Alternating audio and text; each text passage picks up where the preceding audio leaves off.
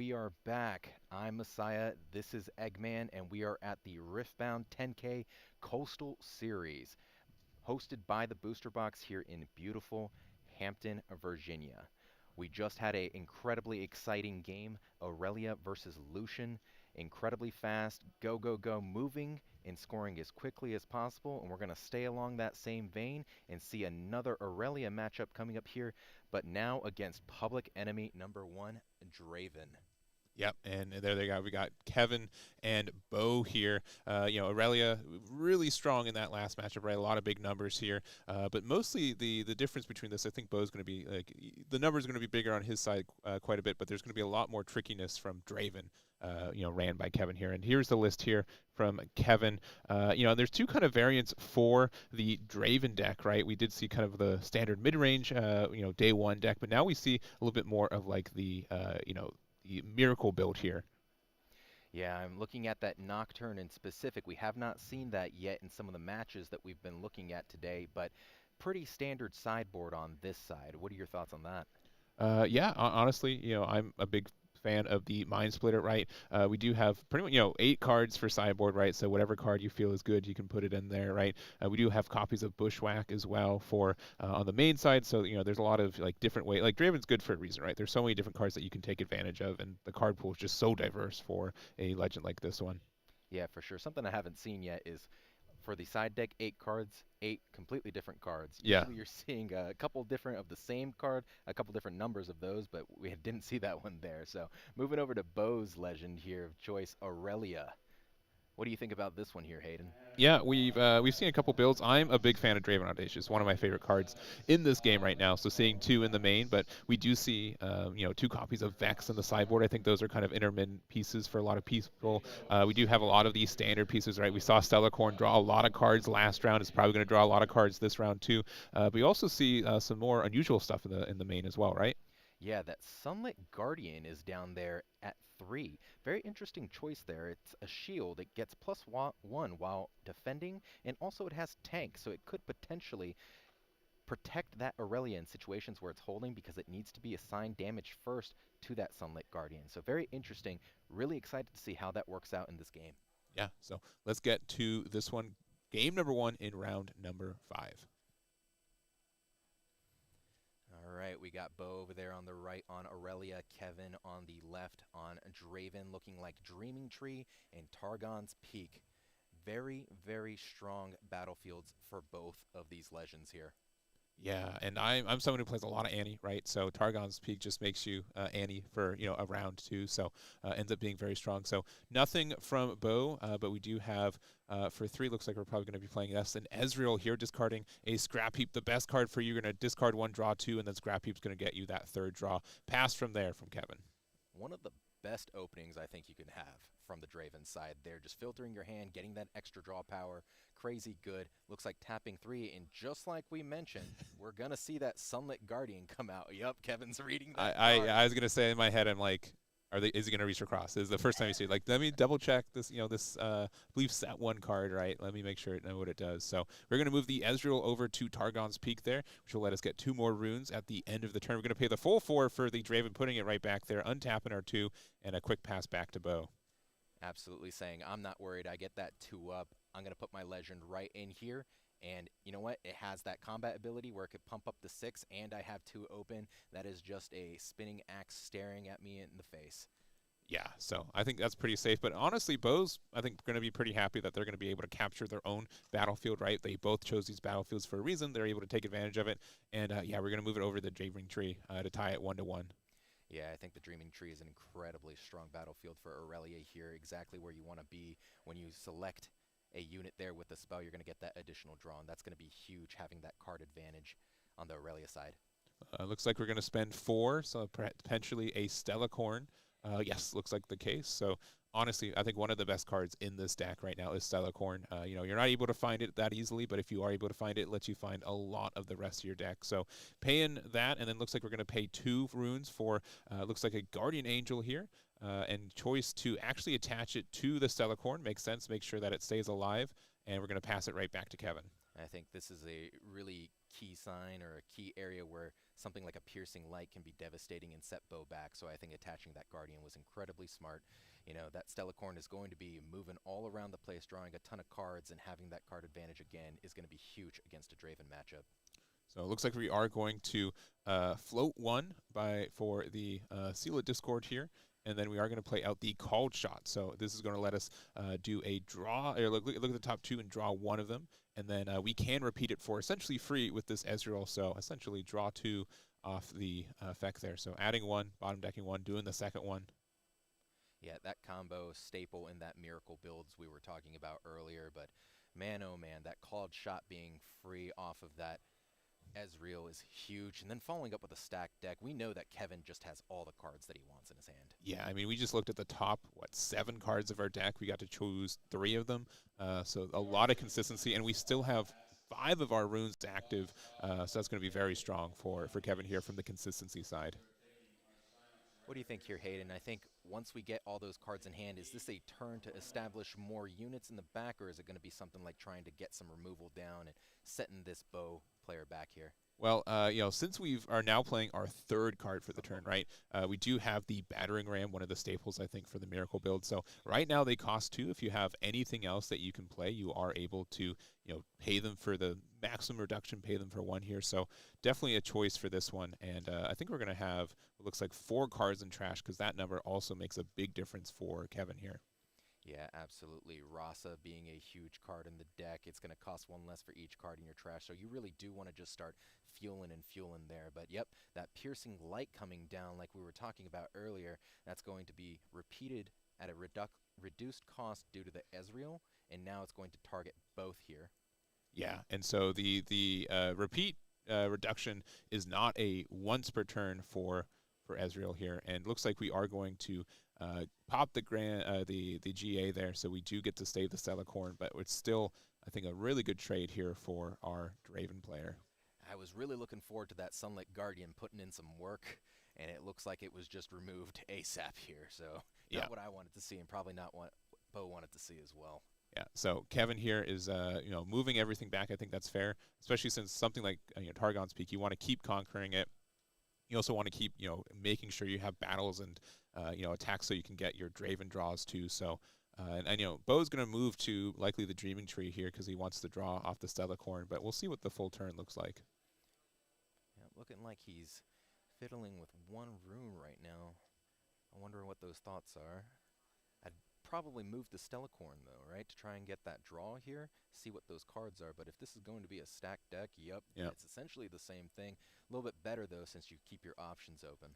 For sure. So looking at the top 3 here, there's also going to be a decision. You get a choice right now with the Stellacorn. Do you want to move it to Dreaming Tree to potentially unguard, move it back? You can move it over to Targon's Peak to get the 2 open. So what's more important to you? 2 more runes next turn, or an additional draw from the Dreaming Tree?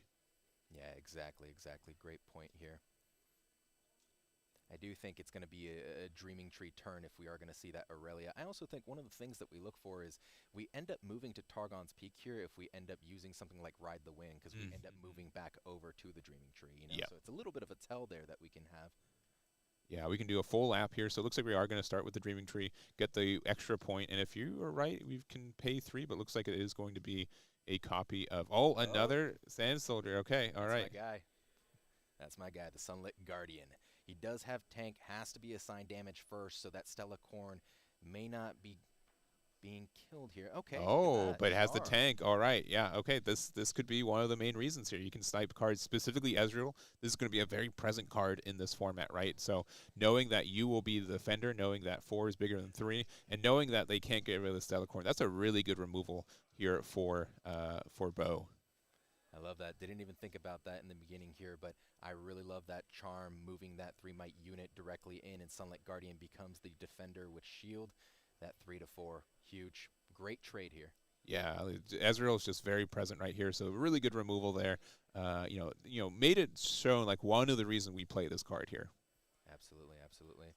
We do see that Draven just sitting there menacingly in the back, and he does have some battle tricks built into his text itself. He could bump up to 6 by paying one of those Fury runes.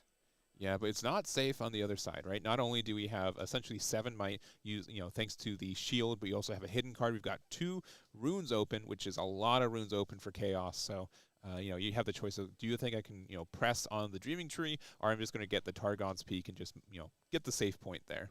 Yeah, for sure. And I think as the Miracle build Draven, you really want to establish more of your pieces first, right? Before you start taking some of those riskier plays. But Oh, it, no. it Okay. does look like he's going in here. So we're going to use the Draven effect. So we are going to recycle 1 red rune, which is going to get us at 6 might here. And it's currently 6 might to a 3 and 3 and another one from the shield. Maybe a spinning axe here. Yep. Yeah. So unfortunately not a spell, so you don't get the additional draw here, but it is going to be a way to interact with this board. So now we're currently at a copy of, I believe what? I think it's 8, right? So, or sorry, 9 to 7. So 9 to 7 here, but the fight or flight is kind of making this moot here. yeah, there's some decision, right? It's going to be a hard bargain, and we're going to repeat it. Oh, but we get the defy. Yeah, there it is. That was a big defy. Yeah, knock the whole deck over. Hit the table, bam. What a hard bargain. Yeah. What a hard bargain there.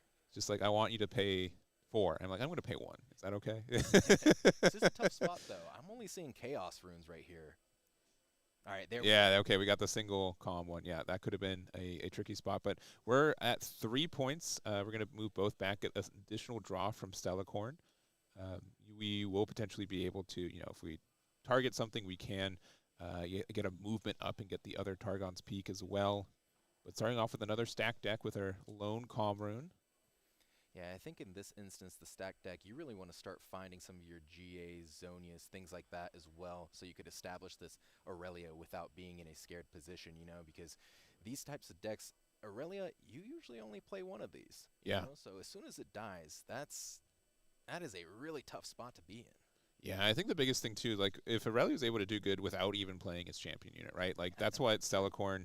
Honestly, sometimes Stellacorn is like the true champion unit for this deck, right? The continual draw is definitely a well-earned trade-off from like one more might and one deflect, right? You usually need that card draw more than anything. So yeah, I feel like this Aurelia deck makes use of that ability the best out of any green deck right now. It's just moving left and right. There we go. Oh yeah, call the wind, or ride the wind. Sorry.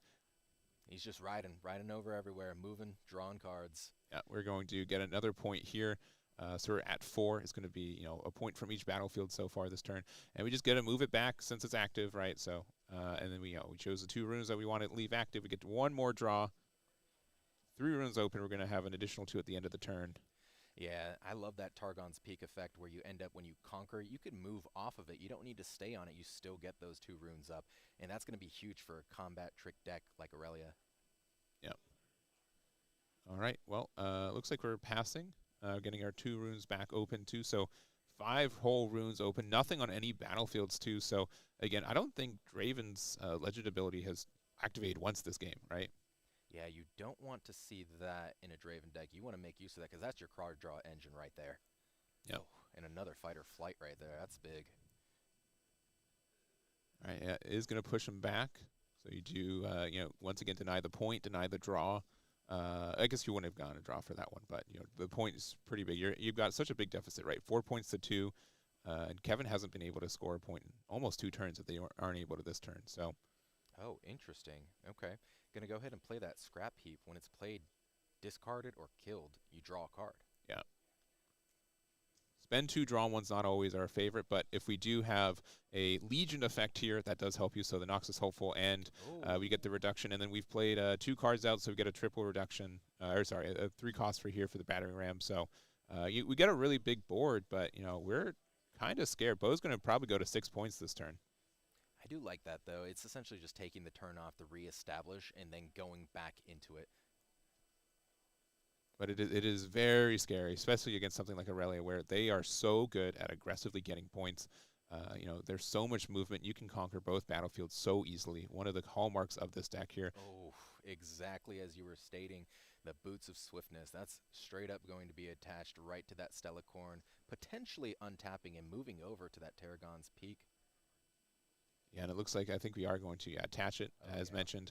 We do target it, so we do get to keep it active Yeah, that extra draw is going to be huge here. Yeah, so ganking right on over. Going to get an additional draw, an additional point. We're going to get 2 more runes back at the end of turn 2. We can restand the legend ability too, since we did conquer a battlefield. And we can just move it right back if we target it one more time and spend, recycle 1 more rune this turn. I think this would be a great turn to play something like a G8 to select it right there, so we can move it back, get that third draw, and be in great position. Oh, on guard works as well.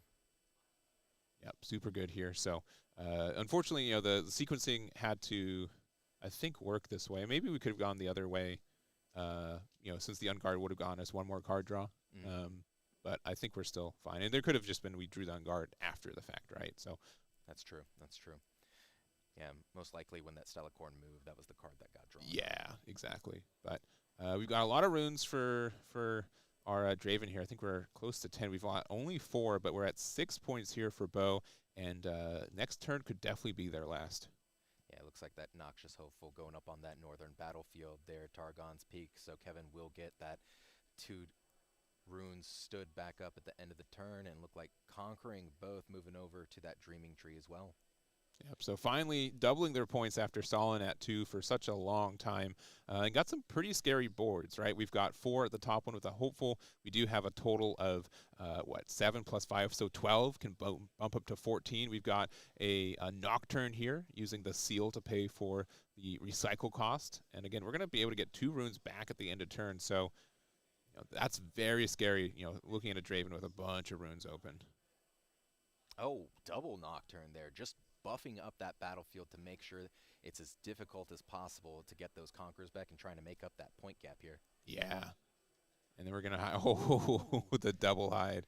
Nothing scarier than all of these units, big mites, 2 hitting cards, 3 runes up. Oh man, that's terrifying. Where do you even start, right? Like this is such a scary spot. Looks like Kevin has 2 or 3 cards in hand with 3 runes open. Bo's got a lot of cards in hand, but only 6 runes, and we've got some okay units, but nothing compared to, again, these 12 mites that are currently on the board, and again, they can just get only bigger from there.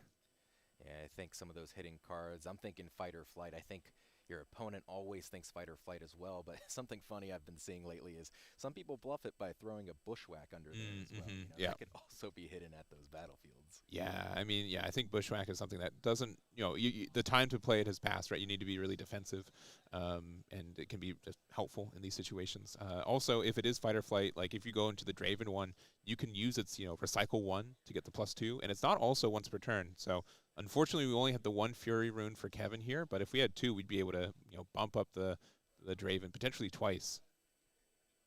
Yeah, that's a great point. There's that GA we were talking about earlier, attaching there, making sure that that Stellacorn Hoarder is going to continue to draw that card. Man, I'm looking at that hand size that Bo has, and he's just shuffling through another deck basically in his hand. Yeah, but like this is, we had a lot of momentum, but we didn't have that much board establishment. We only have, again, 6 runes at the start of this turn, so it's going to be really hard to contest like these really big numbers that Kevin has produced. Yeah, that's kind of the downside, right? Like you're getting so much movement, you're getting so much card draw, but you are sacrificing the runes back into the rune deck. You're recycling them back in there, and that is the downside of Aurelia. It is an incredibly power-hungry deck. All right, looks like they're moving in with the Sun Titan and the Stellacorn. Yeah, it looks like the case, and we are just going to get the trade. We will lose the GA. You did win the combat as Kevin, so you do get a card draw. That's got to be huge for Kevin as well. He has not been able to use that legend ability very often, so getting that on a defensive turn is big. Yeah, that's really huge here. So we can still potentially, ready up the Stellacorn, get to attack with it again. Kevin didn't have to use the hidden card, which is nice. We've got 4 runes open. We really want to, I think, get rid of, conquer Targons, right? The fact that we will be able to get runes back up defensively, I think, is huge. I think the extra card draw from Dreaming Tree is reached its conclusion, right? We've got so many cards right now. Yeah, and that's a terrifying field to look at over there as well. You got that Draven, like you said, it could use its combat trick to bump up to 6. There's another battering ram there, as well as that spinning axe and a hidden card.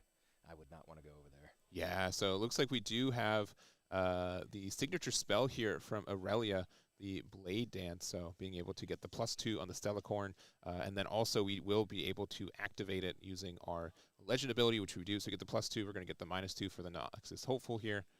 So this is going to be a pretty big like power deficit between the two of them. Yeah, this is big. You know, the runes just keep getting recycled back here. You have 3 up. Oh, Oh, and a rebuke. That's a big one there. and we Oh, got the not so fast though. So and then it is a bushwhack. Okay, you were right. So we did keep that there to try to sneak a defense card. We do get a gold, so we don't really lose anything either. But we'll be going to 7 points. We're going to get 2 open at the end of turn. We don't have the full 2 right now. We went down to 2, but Bo's like, all right, I got to defend this Targon's Peak because I've lost a lot of momentum at this point. yeah, I think what matters on this turn right here for Kevin is going to be, can I remove that Stellacorn from that battlefield so it doesn't hold and go back up to 8 here for Bo's points. Yeah, and here it is. So we're going to There use it the Fight is. or Flight, targeting our own cards so we get the draw off the Dreaming Tree. And then we are going to go, looks like aggressively. And again, we can bump up this Draven for, if we didn't feel like 7 was enough, we can bump it all the way up to 9. Absolutely. Looks like tapping 3 and the seal at the top. Oh, Ezreal. Ezreal, okay. Let's get that discard so we can draw some cards, see if we have more options here, because this would be another solid spinning axe. Let's see if we've got a Rebuke, if we've got like a Fight or Flight. I mean, if we have a hard bargain, like they have nothing to pay left with anymore, so we need some kind of interaction. That is currently 9-4, correct? I believe that's correct. 9 to 5, because I think it's the boots underneath it. It is the boots. You're right. Okay, Okay. so we are going to Defiant Dance here.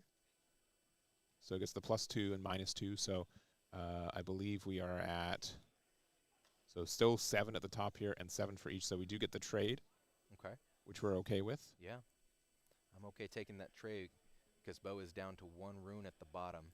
Yeah, and this is kind of one of the rare times that you aggressively lose the spinning axes. So you can re-equip it, during your turn. It's a temporary at the start. So it looks like we are going to recycle 2. Going to play out a Raza. Play out a Raza.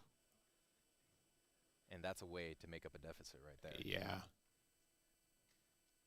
Oh. Okay, all right, jeez. Wow. It looks like we're not prioritizing. Okay, and we are just going to say, we can go to the second game now. Yep. Wow. That was nice and fast on the points acquisition over on Bo's side from that Aurelia in the beginning, but to make up that deficit of points so well with that Yes. Draven deck. And I think one of the big things is that you can get blinded a little bit with the Stellacorn, where you do just keep drawing cards, but if you don't have anything of substance, that can get in an issue, right? When they are able to establish such big bodies, right? You just didn't get your Aurelia onto the board, right? That card needs to, that's really important for breaking some of the larger battlefields. Sometimes we were able to get to the 7 points, but that 8th point, as always, is so elusive at times. Agreed. And I just think how power hungry that deck is. Recycling those runes really ends up hurting you in the long game. Yes. And he started to race and just couldn't get there. Ran out of steam a little bit. So 100%. Let's see that sideboard. Let's see what we can try and think of what's going in there here. Yeah, because I mean we got 8 cards, so we got 8 choices real quick. That's right. That's right. Off the rip there. I think the being able to get the hard bargain has potential, right? I think the first one that we saw, even though it got defied, has a lot of implications, especially when they go down so low. Spinning Axe, I think, is still a strong card. Thunder Song is very good at denying any kind of defensive events that they have, so that I think would be really huge as well. I think that's a win con in itself, right? That Thunder Song. Yes. Such a good card. It's so good. And then on the other side, honestly, I think there could be a choice to go into Vex instead. A lot of people kind of fixate on the fact that it does make the opponent's cards cost more, but it also gives the reduction to your own cards. So if we're seeing that we're recycling a lot and we're just going to be behind on runes, that Vex can save us a lot of trouble and give us a lot of those extra runes that we were going to lose otherwise. Yeah, I have to say that I saw the Adaptatron in there. Yes. And when that conquers, you can destroy a gear against something like the Miracle Package, the Seals, and sometimes even the Spinning Axes, right? Yeah. Those can get destroyed and you can see some value there, but with such a low might unit, it really does feed into Draven's strategy of winning the combat. So, not sure if that one's going to be sided in here. What do you think about that? I mean, if we find you definitely have gear you can pop, right? Hmm. It's not something that's useless, but it is not the first card that I'd be thinking of. But we'll see. Bo's definitely played a lot of Aurelia, and they definitely you have to be ready for this match. You got to have a game plan. 100%. And with that obelisk of power being the chosen battlefield for Kevin on the Draven leader, we're seeing that instant drop on turn one with those four runes of its legend here, Draven. Yeah. Solid start. Yeah, and this is why I think Obelisk of Power has been so good. There's Kaisa, there's Draven, there's just so many decks that have like this great turn four or 4 rune play where you've got nothing better to do. You just get the free play from the champion zone, and we're gonna start with a stack deck after both of us just saying these are our champions. They're here to be played, Hmm. especially since Aurelia didn't hit the board at all during game one. Yeah, the tap out is a little bit scary here, though. Yeah, but with the it would be a greedy removal, but it's a definitely a potential removal, right? Falling Star could be potential, but we don't have the double red Fury rune, so we are gonna do the classic seal into seal into. It looks like we're paying the Fizz to play out the stack deck. So look at the top three. We will have to recycle the stack deck to the bottom of our deck, but I think Fizz such an amazing card here, just so much utility. mm-hmm. And okay, and we've played at least one card this turn, so there's the Noxus Hopeful for 2. I think that's really the ideal turn one, turn two when you have Obelisk of Power. You throw your champion down ready to roll into one of these battlefields, and then you create more bodies in the back, but that Fizz also copying that stack deck, allowing you to filter through, seeing what you need, having two seals established. I mean, I don't know how it gets better than that. Yeah, and I know that I just said I don't know about Adaptatron. I'd be really happy if I had it in my hand right now, right? So there definitely are situations for it to be strong, specifically against more of the Miracle package, because you will be able to, get that removal of these seals. Yeah, the seals just continue to get value, especially when we haven't seen a called shot yet. So Hmm. I know we're going to see an Ezreal and a called shot coming out sometime here soon. That's how you filter through these pieces that you don't need in the early game. All right, after some deliberation, looks like Bo's going to move up to the, what is this, the Sunken Temple here. So we will potentially be able to draw one if we so desire. And then since we are at 5 might, it looks like we are deciding to either one, not to, or it looks like we are going to play, oh, Ride the Wind. Okay, so we decided that we do not want the card draw. We are instead just going to get the second point. I believe the Aurelia is technically at more point or power right now. It doesn't really matter, but yeah, double points here for Bo. We've got a lot of these runes open, and we are going to play There the you Vex, so go. we did side it in. That's a good heads up. That is a great side there. Vex is such a solid card to have in that side deck. When it's in combat, friendly spells cost 1 power and 1 energy less to a minimum of 1, and enemy spells cost that much more as well. So Yeah, that is huge against something like Draven, especially the Miracle package. yeah. And when you are, Aurelia is so movement focused, where you can really move it into combat very easily. I think the reduction of like the rune recycling that you have to do because of Vex is the almost more important than the actual making it difficult for your opponent to do things. Yeah, I agree with you there. That's exactly what we were just talking about, the power hungriness of this deck here. Another Noxious Hopeful. Oh, and we are respecting the Vex here, saying I'm going to scrap heap. We're going to just draw a card, play a big body. But yeah, I don't really want to interact with such a scary attack on the another turn. Yeah, that Aurelia can be real scary, especially when you don't have a way to send something in and bring it back like the Aurelia deck. That Hmm. Draven, you put something so strong so quickly, but I haven't seen it move yet, haven't seen the value yet. That's a tough spot to be in. Yeah, and so it looks like we are going to use the Sunken Temple on this next one. We're going to go to 3 points for Bo. We've got 6 whole runes left open. So again, if we have something like an Unguard move back, that'd be pretty valuable. I think Ride the Wind would still be kind of warranted once again to get another point, move it back.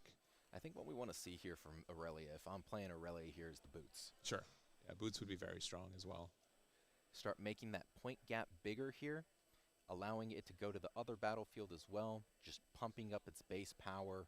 I think that'd be really big here for Bo. Yeah, because we could do Boots of Swiftness, use the ability, and then we could move it over. And if we had another way to target it, then we could move it back safely. But it looks like we're just going to use the Unguard to move it back. I think this is fair. And then, yeah, it's going to be back to Kevin's turn if we are... Oh, no, one more card. Looks like that was 5. I think it's 4 and probably another Stellacorn. Yeah. There we go, Stellacorn. Now we got that card draw option coming up as well. All right, so currently 3 points to 0.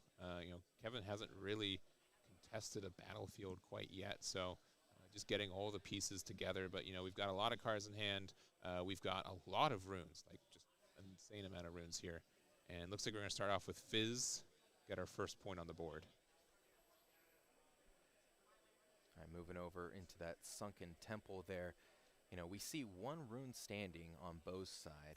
It looks like it's kind of showing signs of a defy here. All right, and we do have the Ezreal. Looks like we do have Thermal Beam. I think that was something else we sided in for Draven. A lot of gear on the other side. It does destroy all gear, so you do have to be careful about your own seals. Your Scrap Heap, you're probably okay with getting that destroyed, right? You do get the card draw from it, but yeah, that one I'm a little worried that sometimes it's just an evening of advantage from it. Oh, and there's another seal. Okay, all right. Definitely don't want to use that Thermal Beam, right? No, yeah, at this point, yeah. Discard that. Still developing in the back, I guess, saying, okay, you know what, if I'm okay losing these 2 units as long as I get 2 points here, because I know that Aurelia can be going left and right, north and south battlefield to conquer both, potentially, so I'm okay making that trade, as long as I'm staying caught up in points. Yeah, so we've got 3 runes open for Kevin. I'm going to guess we're going to be likely a little aggressive. We'll see at what capacity, right? We could likely pressure both battlefields, but I don't think it's going to be easy to keep both units safe afterwards. Mm-hmm. Vex for just the push-up, the removal, the point, and the draw is likely worth it too. Yeah, I think if we get a little too aggressive here, we can get punished by a Bryn on the next turn, That's fair. Yeah, I'm sure that that was existing the side. We've looked through over half our deck, I think, at this point for Draven. So definitely a real counterplay that Kevin could have up his sleeve. What's crazy is all this card draw. We have not seen a called shot yet, have we? No, we have not. No, and since we had all of these seals open, since we have Ezra on the board, if we had it, we would have played it. So looks like we're going to just go 5 to 3. It's going to be Vex to the Fizz. You're going to pay 1, it looks like, for the Discipline, and so it's a reduction of 1 due to that, and we are actually going to target the Aurelia. So I really like this play. Yeah, it's really big. Has to be in combat for that reduction. Yeah, but you don't have to target the Vex itself with the Discipline. I love that nuance there, especially since that Discipline just has so much value when Aurelia is targeted. That additional 1, that thing becomes huge so quickly.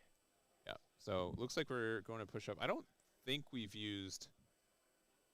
we've used the Aurelia effect, but it looks like we are going to use the Rebuke with the additional cost there. So with the deflect, yeah, I think we had 1 additional seal open. Right? Yeah. So we didn't have to pay for that.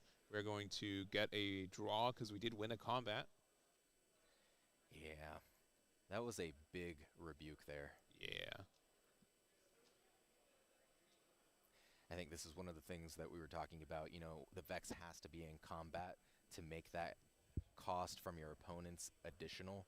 So, if we play with the Vex in combat and move some of our characters together, that's a little bit of a safer option in these times, right? Because that Rebuke, that movement was incredibly punishing.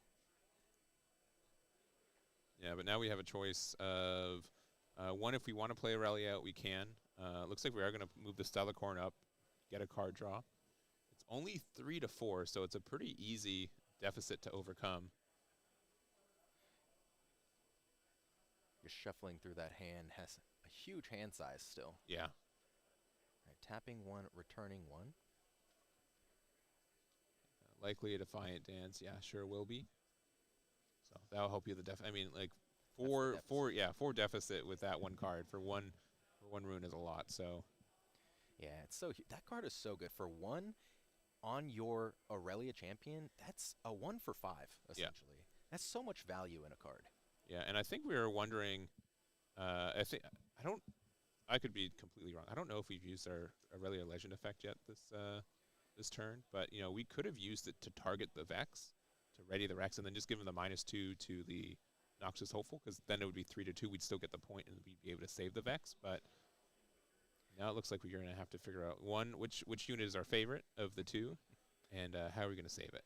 Is it the card draw, or is it an additional cost reduction and the cost increase for our opponent? Yeah.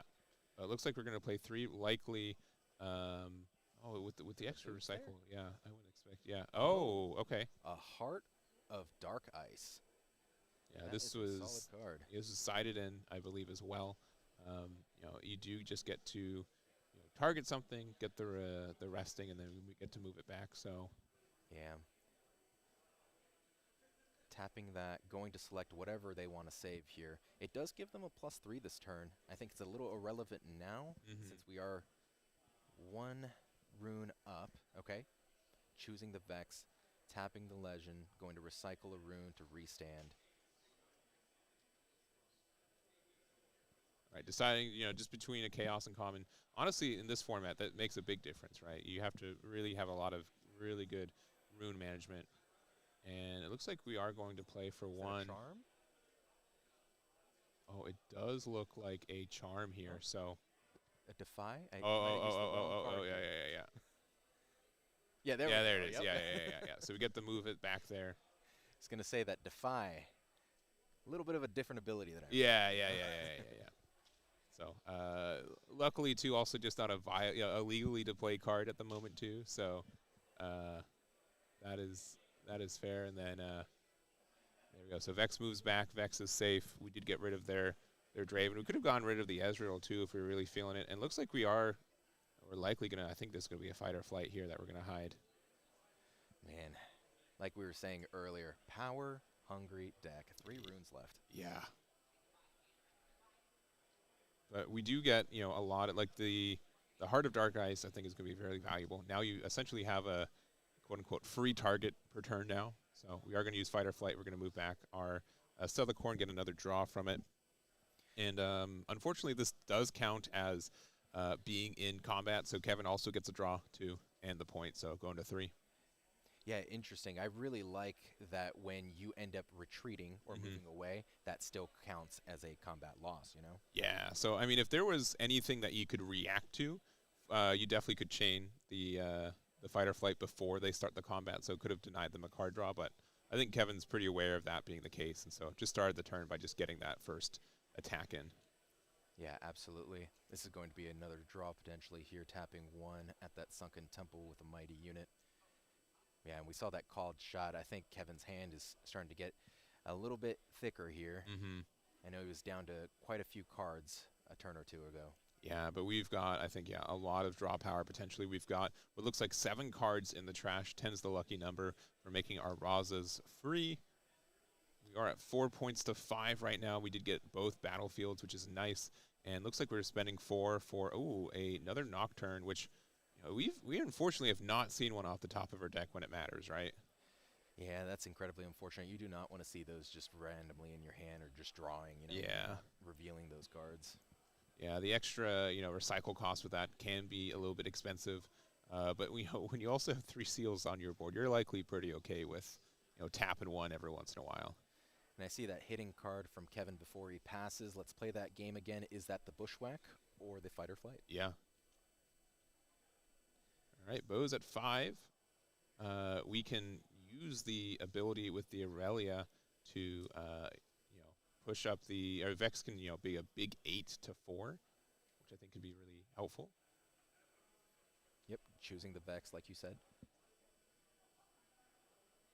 Pumped up to 8 now. Definitely going to be going in combat. You need that reduction to make sure that you're not going down on those runes anymore. Yeah, and looks like we are going to play the Bushwhack. Just preemptively, it looks like. Getting that gear token exhausted. And units that he plays this turn enter ready. Yeah, so not really anything that changes on the defense side. I'm guessing like we're trying to activate it early before there was in combat, so they don't lose it for free. And it looks like Vex is going to try to take the battlefield all by itself. A discipline for 1, bring us all the way up to 10. Looking at 9 on the other side currently. 10 to 9. Oh, the rebuke. All right, we got to pay 3 and recycle 3.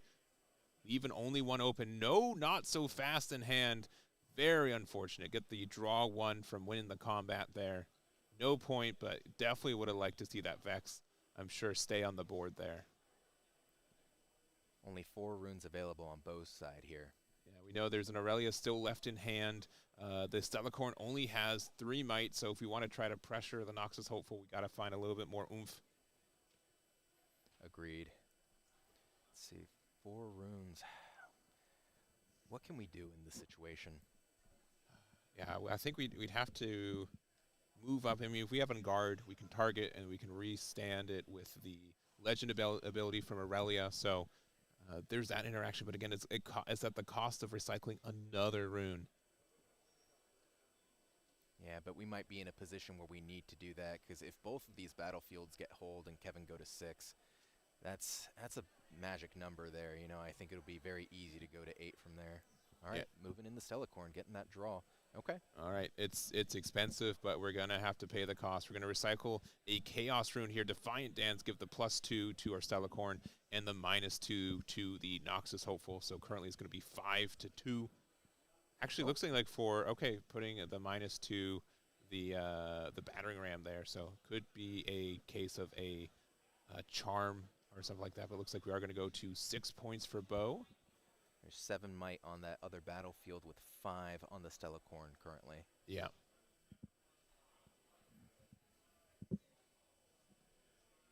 Yeah, but with 1 rune open, there's so few 1 rune effects for this Draven deck that I don't think, 1 rune or 2 runes is a big difference. But yeah, it looks like we are going to use the charm there to get the removal for the battering ram. That's a big removal. But still getting to hold with that Nocturne. It was a great idea by Kevin to bolster up all of those battlefields to make sure that at least one of them stayed in control. Yeah, so we pass over. We have 5 points for Kevin. Bo just got his 6 points there. So, if we hold it here, an easy, move over to the Sunken Temple could be game for Bo.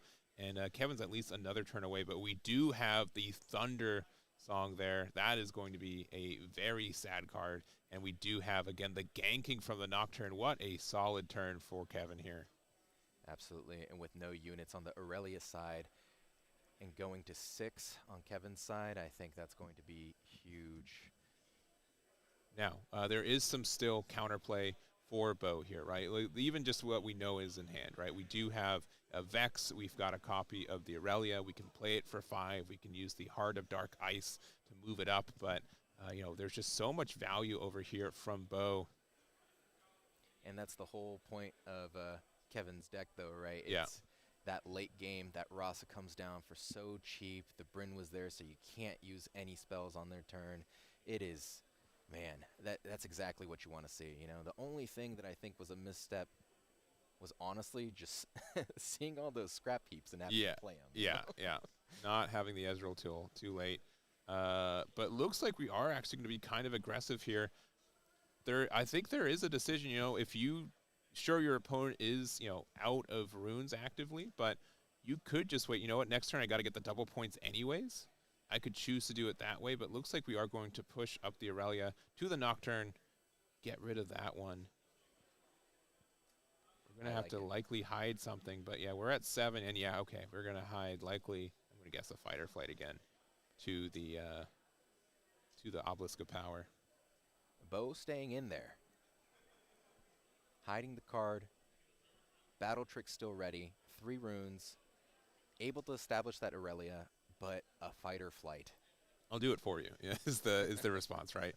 We do have to, recycle a rune, which we're using the seals there, since it does have deflect. If it leaves the battlefield, yeah, there it is. There's another one. And yeah, that's going to be the game. They're like, you know what? We are going to get there. I think our point totals might have been a little off because they were at 7. They're going to push up to 8. So, and they did have a Thunder song as well, it looks like. Oh, no, that's probably the one that, yeah, we're siding back into the side deck. Yeah. Oh, my goodness. All right, well, that is the game there. So, yeah, obviously just showing the power of Draven, I think, in that match. But honestly, Bo did a really good job with playing with the Aurelia. A very, very tricky deck for not only to play as, but also play against. A lot of different outs for a lot of situations. And, you never feel, 100% safe against Aurelia. Yeah, 100%. I just think that when you put enough pressure on the Aurelia player, they end up having to recycle those They runes, you do. know? And we saw in both of those games there that the rune deck was very large and the runes out on the field were very small by the end, but sometimes that's what needs to happen to keep you in the game because it is a race. It is. It's a huge race, and so you got to make sure to, you got to slow the bleeding sometimes. You do have to. You have the onus of wanting to be aggressive at Mhm. Aurelia, right? You have so much movement, you want to be able to use it, but you got to still walk that path and make sure that you still have time for interaction for your opponent. Absolutely. Fantastic games there by Bo and Kevin. Hoping to see both of them here sometime soon. We'll be right back.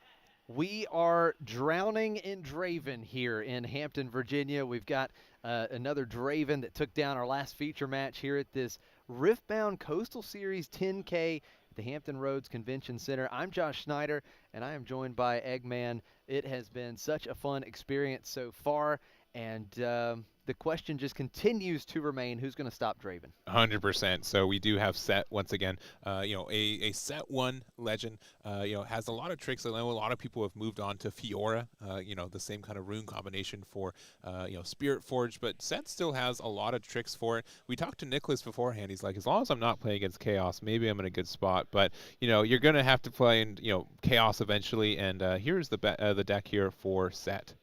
Yeah, Nicholas, this classic Set.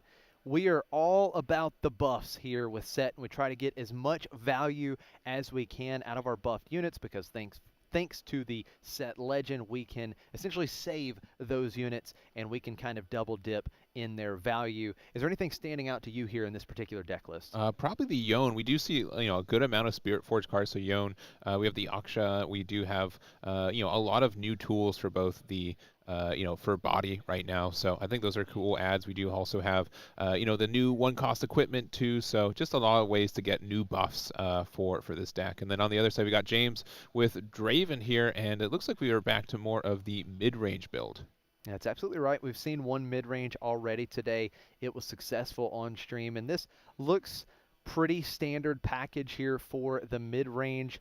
Not seeing anything that really jumps out to me, but again, we're just trying to outvalue our opponents with every single unit we play. We have, again, one of the best chosen champs in the game. We do. We have great things like Darius and Ferris Forerunner to just kind of go up the chain with lots of value. Yeah, so one good thing about Set is that it's really good at being aggressive here, but I think two big cards, Rebuke is really strong for Draven. There's really no protection that Nicholas gets, free access to for that, at least easy access to. Also Reaver's Row is quite the battlefield. If you're ever worried about losing to a big old Set, you can just, retreat back to your base. So not a big issue, I feel, for James as the Draven player. Yeah, James having Reaver's Row as his chosen battlefield for the first game. Nicholas bringing Monastery of Harana, which is so good with the buffs. We can cash those buffs ins when we conquer there for the extra card. James starting on the play here in our round 6 feature match with that stack deck, going digging through the top 3 cards, finding one, and now we'll go back over to Nicholas here to start things out. Both players at X1, so we are still very alive for the top 16. That's the cut that these players are looking for. We started with 128 players, and these players looking to be among the final 16. Nicholas is going to start with the full 3 energy here. That's Sea Monkey, paying that extra energy to have it buffed. So we get the 3 might unit on the first turn, and we get the buff train rolling. Yeah, and buffs are really important. Obviously, one from the Monastery of Harana. We're actually going to spend the whelp there to be able to go to Reaver's Row. We get our first point. We're on the board again. We get to take advantage of this battlefield. And something with Set when you're kind of an off meta champion and legend is that you get to have these battlefields that only benefit you. Like James, the Monastery of Harana is just a vanilla battlefield at this point.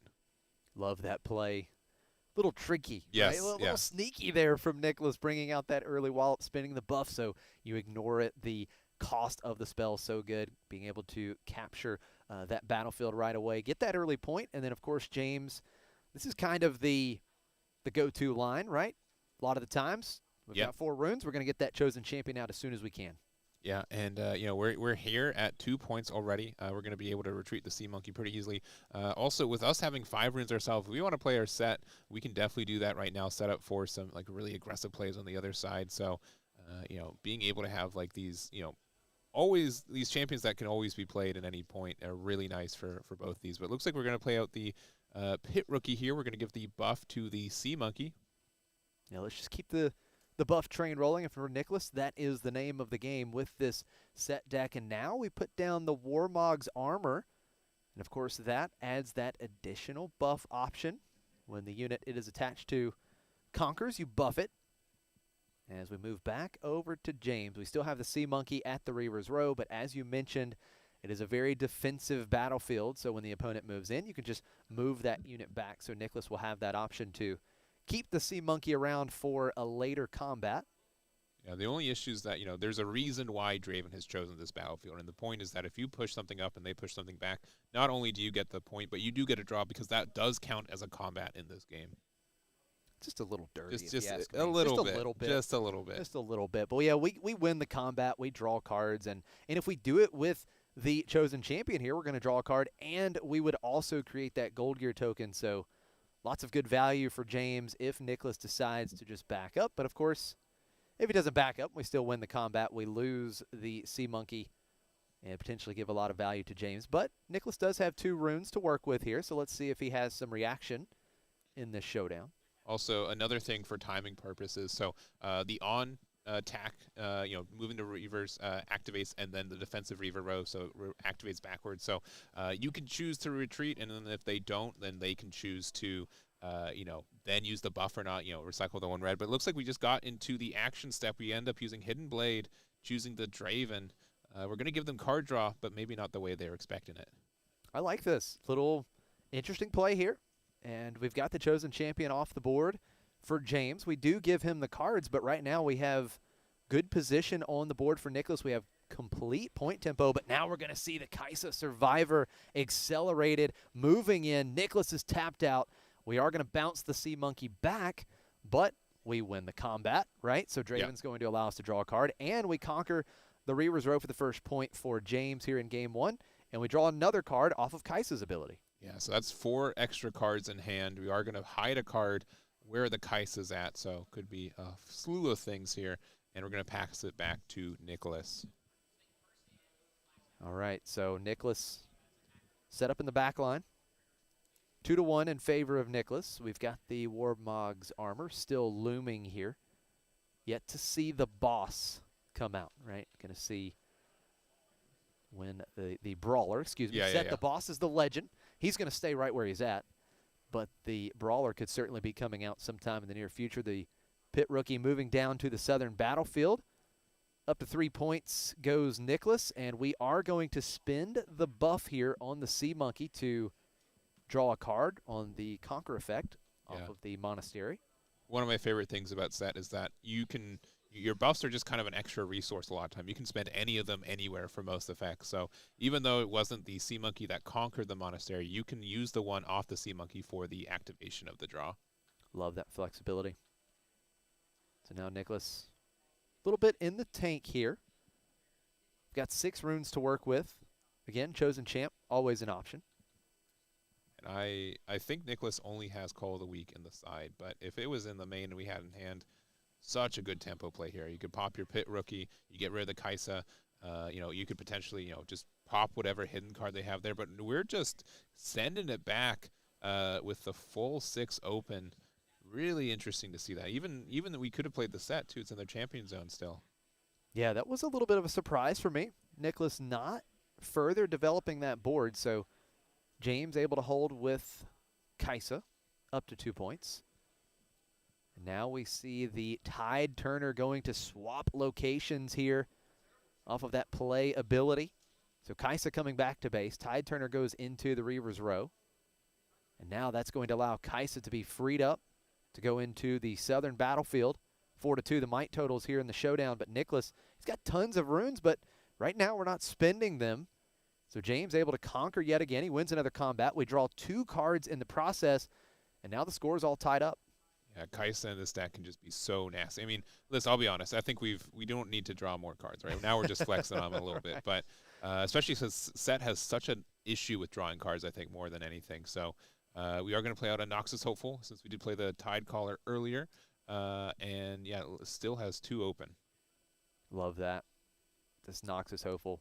Such a classic, right? Yeah. It's been so good since day one. If you can get a 4 might body for 2 energy, sign me up as we go back over to Nicholas. And it's interesting, Nicholas did not spend any runes on his last turn, and he did not react with anything on the opponent's turn. So, I mean, it just feels like a lot of tempo that we're just kind of losing here. So the only thing I can think of is that we just didn't feel like we could afford to recycle one for our set, right? We do have some larger targets that exist in the deck right now. We have a lot of our body runes. We only have 1 order rune right now, but looks like we are going to try to go 2-2 for the Tide there. battling it out here in Bilgewater. It's going to be the fight or flight, which will push back the Sea Monkey. Yeah, and we do get, again, a draw to replace it since it was a combat. So right there, we do have, an extra draw, and we do have the Tide Turner safe still on Reaver's Row. Yeah, another successful combat for James. He has had several of those already, as Nicholas really felt like he got off to a good early start. He was able to answer the Draven chosen champion, but ever since Kaisa came out, it's really changed the outlook on this game. We do see the Warmog's armor being equipped to the Sea Monkey here. Yeah, I think so we do have one floating right now still. Yep, it's a great point. One floating energy, so we still have tons of energy to work with. I'm just trying to think what's the thought process for Nicholas right now, because we still have we're not using the brawler at all here, right? And it feels like the brawler, I mean, it's a pretty important piece to the puzzle in this deck. Yeah, so it looks like we are going to play Showstopper. Love this signature spell for Set. You buff a friendly unit in your base, and then you move it to a battlefield. So the Sea Monkey will get buffed. He's up to 4 might now thanks to that buff and the Warmog's armor. We move into the Reaver's Row. And now James, with 2 runes open, of course, could use the defensive trigger on the Reaver's Row, move that Tide Turner back. But Nicholas going to successfully conquer here. We go up to 4 points. Unfortunately, we don't get the buff again. We're already buffed on Sea Monkey. So you win a combat, you draw. You lose a combat, you discard, right? There has to be some kind of balance, right? Right. No. Where's the downside here? All right, so it looks like we are going to play the Set. It does buff itself on play, so that is really helpful. We haven't really mentioned it. Set does have a really good protection effect. Oh, we do spend it. Oh, man, and we get the hard bargain. Oh, man. That would have been so good. What timing for the Set brawler to come out. Nicholas says, hey, I'm going to go ahead and spin this buff. We're going to make this dude massive and try to go in. Oh, but we do have... He's got Wallop. Yeah, that's huge. So we are going to be able to move. This is currently, 9 power to 8? And that will get the point. Oh, it's just 8 to 8. 8 to 8? It was just 8 to 8 because there was no buff. I think he spent the buff to give it +4. Yes, that's 4. Yeah. Yep.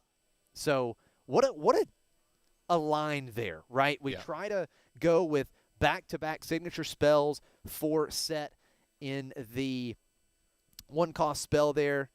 Wow. And then the hard bargain counters it, but we had another way to get back in. So what a turn. Really in the driver's seat. And this is so scary. So, James is at 5 points. So luckily not in victory point for the next turn, but the real issue here is that, Nicholas doesn't have a way to usually move its units outside of Showstopper, right? We just used 2 of them. A third one is unlikely to be seen. And even if we did, what's the best unit that we could play right now to take advantage of it? Now we're going to see Cythria of Cloudfield coming out. Just a little 1 might unit, but of course we can buff it when we play another unit. And we're going to put the Warmog's armor on Cythria. And then we are going to play First Mate, readying and going to the monastery to take out that Tide Turner. We conquer. Yep, so and then we are going to pop the buff with the monastery, draw the 1, and then we do have our gear there that gives us a buff right back. So it's not good, never even left. I love the synergy with Warmog's armor in these conquer effects on the battlefield like monastery, where you can spin that buff and then just get that buff right back. Kaisa holding for James. 5 to 5, because Nicholas did go up to 5, conquering the monastery. So really good game here. And Nicholas has positioned himself pretty well on the board. We've got a backline set up here with the First Mate. And now it's going to be fight or flight. We're going to push back our own Kaisa to the base. And now Kaisa going over to start the showdown with Cythria at Monastery of Hirana. What is the reaction for Nicholas? Yeah, we're going to use the Set to save it. Yeah, so if we have a unit with a buff that would be KO'd, we will be able to tap it, recycle a rune to save it, which is what we did. Love that. First time we've seen that so far in this game. We're a Set legend getting some value here. We save our threat and just being pushed back to base. The third and final copy of Stack Deck for James here in the opening game, up to 6 points. Again, conquering there with Kaisa, getting yet another card. So the one thing is James is not short on. He's not short on cards. No, not at all. And I think we've got more cards, we've got more points, we've got more runes. So, very scary on the other side. But we are going to go up to 7 runes. We've got the double order. I was wondering the next time we're going to see an order rune. I feel like the last 2 turns have been only body runes. Action on Nicholas here. Staring at James with Kaisa Survivor at the southern battlefield. And James has 7 points, so we have to take Kaisa off the battlefield. We do have some ways to potentially do that. We have Cythria and First Mate. At the very minimum, we have a total of 5 might in play. And if we play any units, we would add an additional point with the Cythria getting the buff for itself. But yeah, we'll see. Yeah, currently 5-4 against the Kaisa. Oh, and it's Ride the Wind. Ride the Wind is going to move the Kaisa over to Reaver's Row. Now, we conquer here. Yes. On the Reaver's Row. Yeah. We can't go to 8 points because we don't control both battlefields, but this would allow James to draw a card. Yeah, so, well, a couple things. We do have to finish the first battle that we started, right? So we will have to finish that to see that plays. We do start another showdown. Yep. So, Ride the Wind has a lot of these experiences where you have to figure out the timing for it. So I believe, we finish the monastery. We get a draw 1 off of getting rid of the buff that we got from the Warmongs, and then we do start the now showdown with the Kaisa.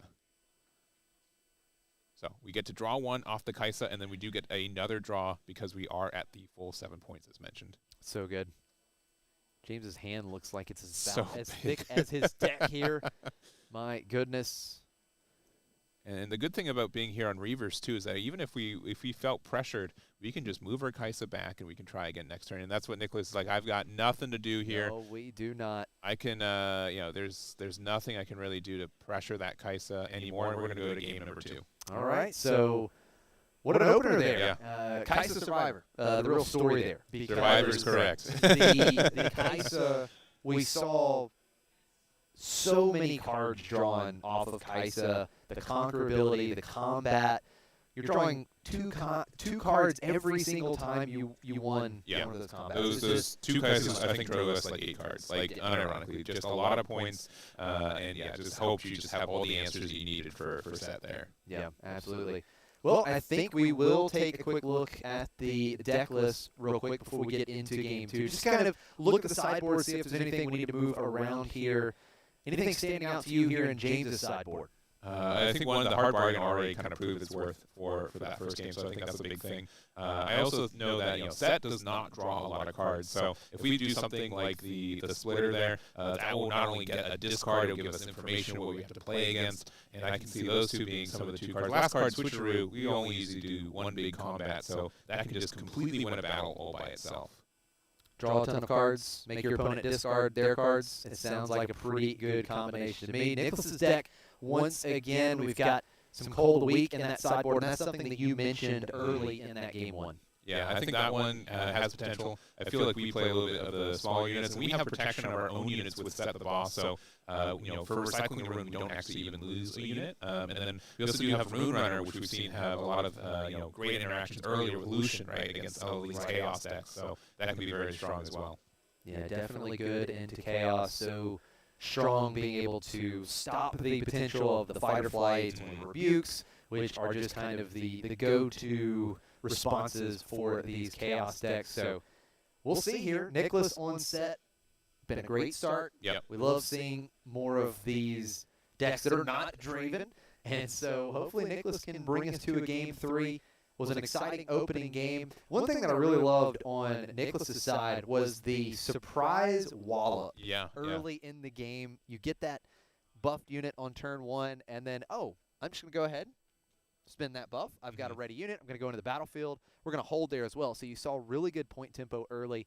We'll see how things transpire here in game 2. The battlefield's going to be Valmal's Lair for Nicholas, Obelisk of Power for James, and we start on turn 1 getting that extra rune. Sea Monkey coming out buffed right away. I was waiting for the wallop. I was waiting for it again just to hit the board. Time. Yeah. But then on the other side, we do have Valma's Lair as our second battlefield, and that's, does have some ways to move around this, right? Also, the protection from the Legend does bypass the Valma's Lair since it's not moving, so that's definitely something that can, I think hurt James way more than it hurts Nicholas. So James said, well, if it's not broke, don't fix it. So we are going to get the chosen champion out on our very first turn of the game, thanks to the Obelisk of Power going second. James starting on 4 runes. And now this is where it's interesting for Nicholas, because if we move in with the Sea Monkey, do we have a good way to potentially keep James from winning that early combat? Because, of course, the Vanquisher winning a combat right away on the next turn just gets really good value. Yeah. And we get the point there. Honestly, if we were trying to play set from, from our champion zone and put it just out there, being able to put the Sea Monkey on Valmaz, keeping the Draven stuck there, also keeping the set there in case I do have a fight or flight is really strong. But honestly, I do think, we are going to establish the Fiora here. Love to see this. Fiora victorious coming out. And we've got the showstopper being played. Fiora is buffed, which means she has all kinds of keywords now. She gets to move into that southern battlefield. We're going to score the second point. And this is quite the establishment for Nicholas, because Victorious, I believe, has deflect, ganking, and shield now that she's buffed. Yeah, and so being able to use this to, one, we can protect ourselves. Even if they, Draven 6-6, we can still protect it using our set legend ability. We can move over to the other battlefield if they've just, used the Draven to get rid of the Sea Monkey. A lot of, flexible plays now for Nicholas. And just kind of reiterate, in case you are unfamiliar with set's legend ability, if a friendly buffed unit would be killed, you spend the buff, you exhaust set, you pay 1 power, and it gets recalled, exhausted to your base instead. And that's where the real value comes in, because you can go in, you can conquer these battlefields, score the points, and then you're able to keep your unit when your opponent moves in and save it in the back line to go in later. 100%. And, again, Vilemaz says you can't move units from this battlefield back to your base, but it's a recall, it's not a move, so you do get around that kind of condition as well. Absolutely. Back-to-back stack decks for James. So James getting on the card draw train early here. We essentially dug through the top 6 cards, and we picked 2 of them. Draven Vanquisher coming down into the southern battlefield.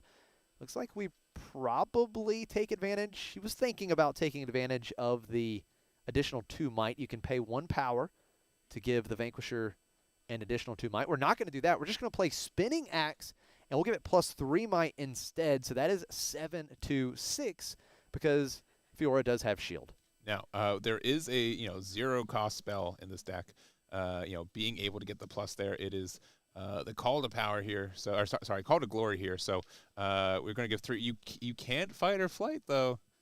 Oh, that's You're a the great point, because it does say move. It specifically says move. It's different than like set recalling. Mm-hmm. So we're going to see that right away. We can't do that. But that Call to Glory, Nicholas with these little sneaky plays, spending the buffs, getting big value, and that means the Draven Vanquisher chosen champion going down, and Nicholas holding that southern battlefield. Now, James, a little fortunate here. He had the Noxus Hope on hand, so we're able to pay 2 thanks to the Legion ability there, get it out, and we're able to attach that Spinning Axe on the Noxus Hopeful, which is important because it does have temporary when it's unattached. But Nicholas holding up to 4, big point tempo here. Ooh, and now we're going to sabotage. Take a look at James's hand, and we are going to recycle one of those. What a start in game 2 for Nicholas. Yeah, rebuke.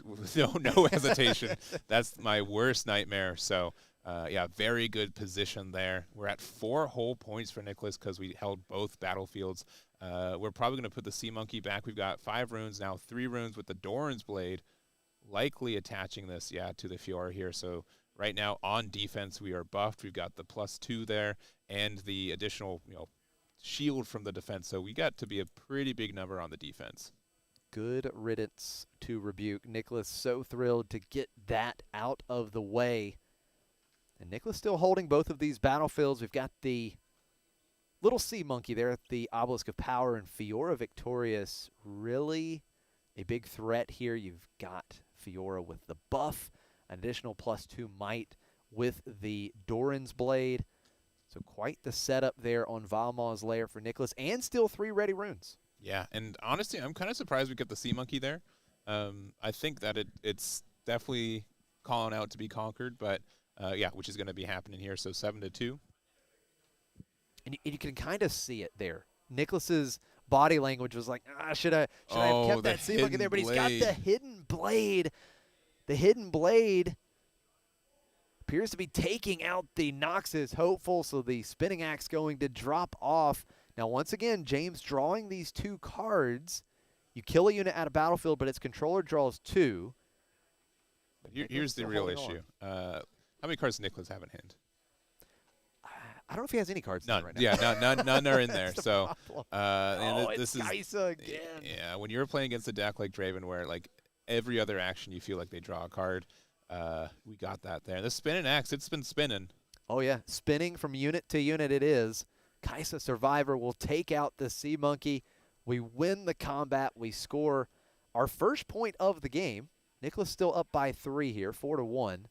But Kaisa Survivor was the MVP in Game 1 for James, and we're on that same path here in Game 2. We're going to hide a card at that battlefield with Kaisa Survivor as well.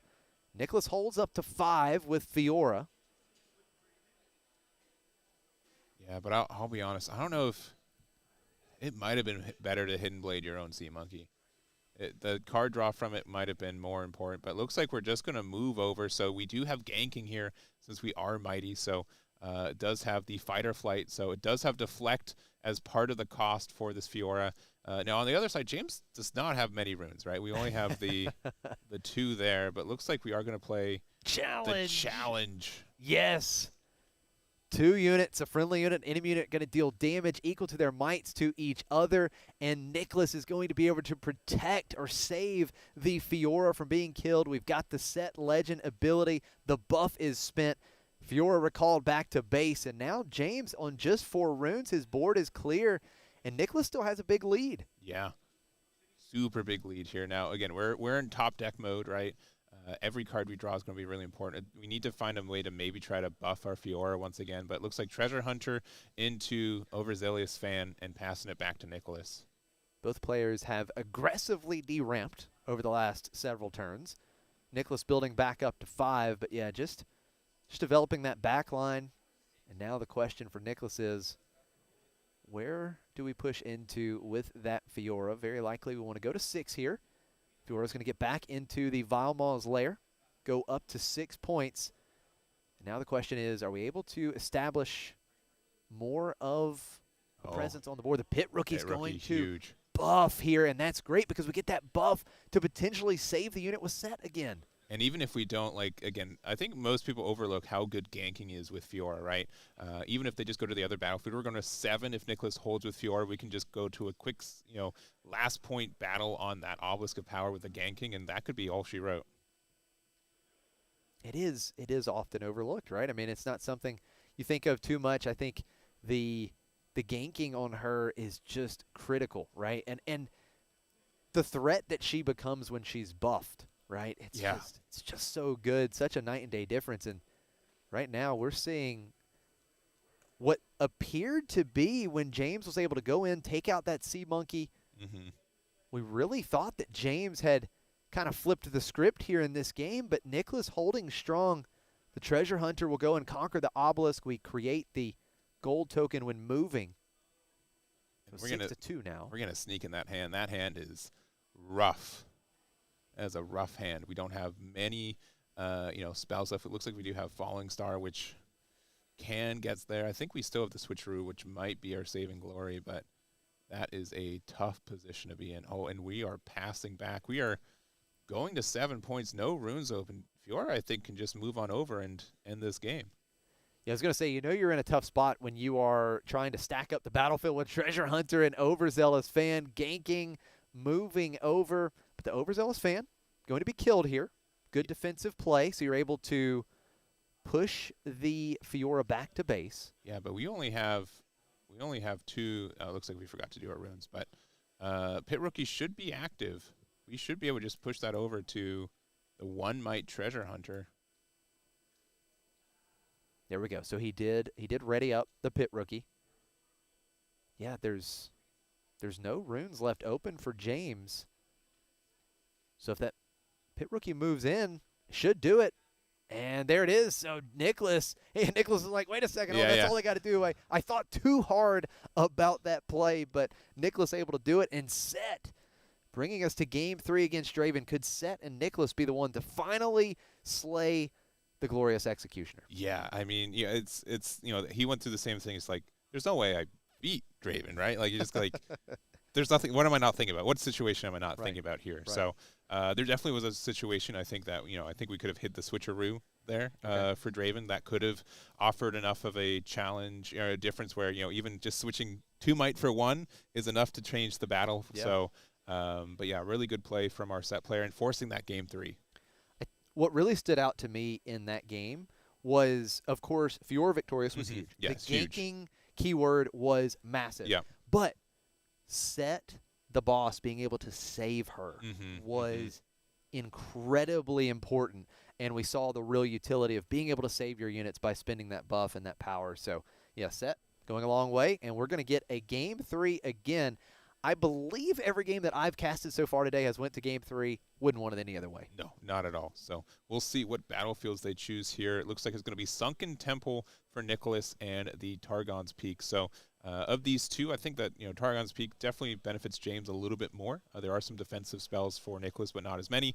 The Sunken Temple is going to be really helpful for Nicholas, I believe. But at the same thing, like James can easily get 5 might. We can get more draws if we really need it. At the very minimum, it at least provides Nicholas with some sort of card draw, right? Trying to stay at parity with the number of cards in hand, because we know that James has just been drawing so many cards. Cytheria of Cloudfield is the start for Nicholas, as James, going first, did not have an opening play here. As we go to James's second turn, it's been Draven Vanquisher right away when we have 4 runes throughout the match. We'll see if that trend continues. Yeah, and already a little bit beneficial from Nicholas, right? There are a lot of 2 costs that James plays, so being able to start with the first unit is great for Nicholas here. We're gonna go to 5 runes, so there's good combinations. We can already play out the Set if we want to, and just establishing Fiora again too would be really nice too. Fiora was so good. Yeah, Fiora was just amazing in game 2, and really a very vital part of why we have a game 3 here. Now, Nicholas just kind of walking through his lines. He has the Cytheria here. Of course, always have to think about giving Draven easy combats. For sure. Play Lucian down. Lucian Merciless coming out. We do get the buff because we did play a unit for the Cytheria. And if you were going over one of these battlefields, which one would you choose? It's a good question, because I don't want James to get extra card draw, so maybe I do push to Targon's here. Oh, the Showstopper. Okay, so Showstopper is going to buff Lucian. So it is a 4 might unit moving into Targon's Peak. And again, the first time you conquer with Lucian, he would ready. So we're going to score that point. And then Lucian readying, moving back to base, so we keep Lucian ready. Now we are going to go to Sunken Temple with the Cytheria of Cloudfield going up to 2 points. And Nicholas does still have 2 ready runes, so we'll see if there's some kind of reaction to this very likely combat we're going to see with that Vanquisher. Yeah. So, looks like we're forgetting to use Targon's Peak there, but again, I don't think it really matters for Set. If anything, the only thing that I can think of is challenge, and nothing's really big enough to pressure it. So, but the there we go. Yeah, we get the 2 runes there. All right, so here comes Draven Vanquisher, moving in against Cytheria. Deciding if they want to use the boost there. It looks like we're actually going to pay the full 3 for the Call to Power there, and Call to Glory there. So it's 2 to 4. And then that hard bargain actually just countering, because Nicholas doesn't have the runes, the energy to pay to stop the hard bargain. You counter a spell unless your opponent pays 2 energy. Yeah. Nicholas only had 1 left, as he didn't spend the buff to play Call to Glory. Yeah. He actually paid the energy. So we win a combat, we get a gold, we draw a card. James on the board here in game 3. It's 2 to 1.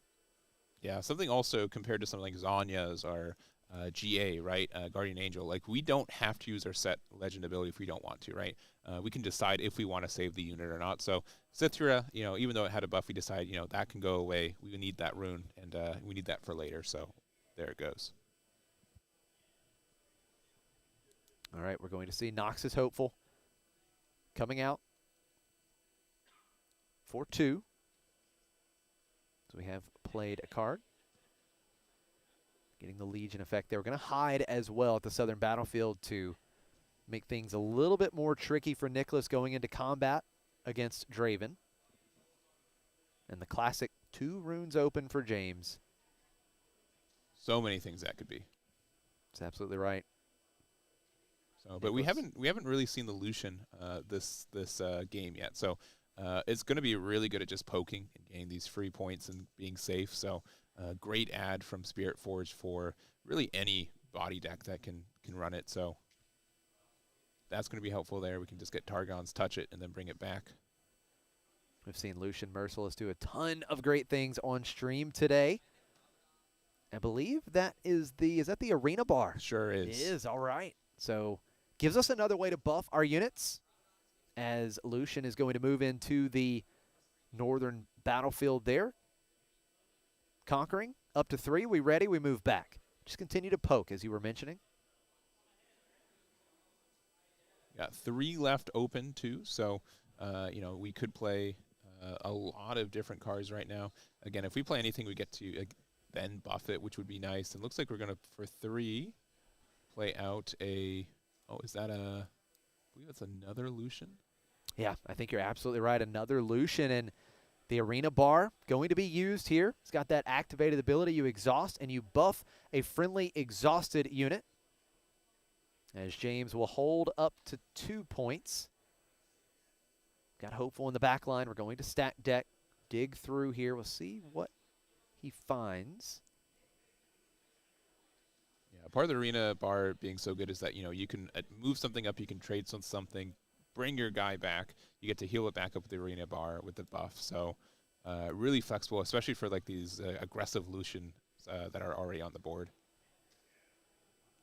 James out of Richmond, Virginia.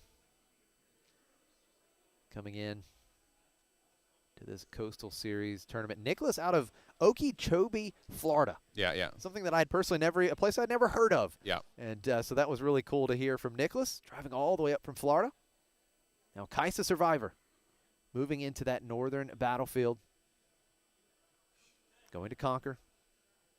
Up to 3 points. It's 3-all. We draw an extra card off the Kaisa ability. And we are going to position some more might at Targon's Peak. The hopeful goes there. That's 8 might. We hide a card, and because we conquered Targon's Peak, we're going to ready 2 runes at the end of this turn. Yeah, so just a lot of pressure here. 2 hidden cards, 1 at each battlefield, right? You know, I think the default is fight or flight, right? This could be really good for us. So even if we do something like a big showstopper, oh, we're going to just Hidden Blade. All right, I love this. Going to use it on the Draven here. And we're going to fight or flight back. So we deal with 1 battlefield. So it opens things up a little bit here. Fight or flight just kind of canceling out that Hidden Blade as we move in with one of our Lucians. Yeah, we do get a points going to 4. And looks like we are going to try to, play a Fiora here. Nice. And we are going to buff it. Really good. So we saw how powerful that was last game. That's right. Now Fiora having deflect, ganking, and shield as we're going to move into that northern battlefield with the other Lucian. It's currently 4 might to 8 might. And it is going to be fight or flight pushing back the Lucian.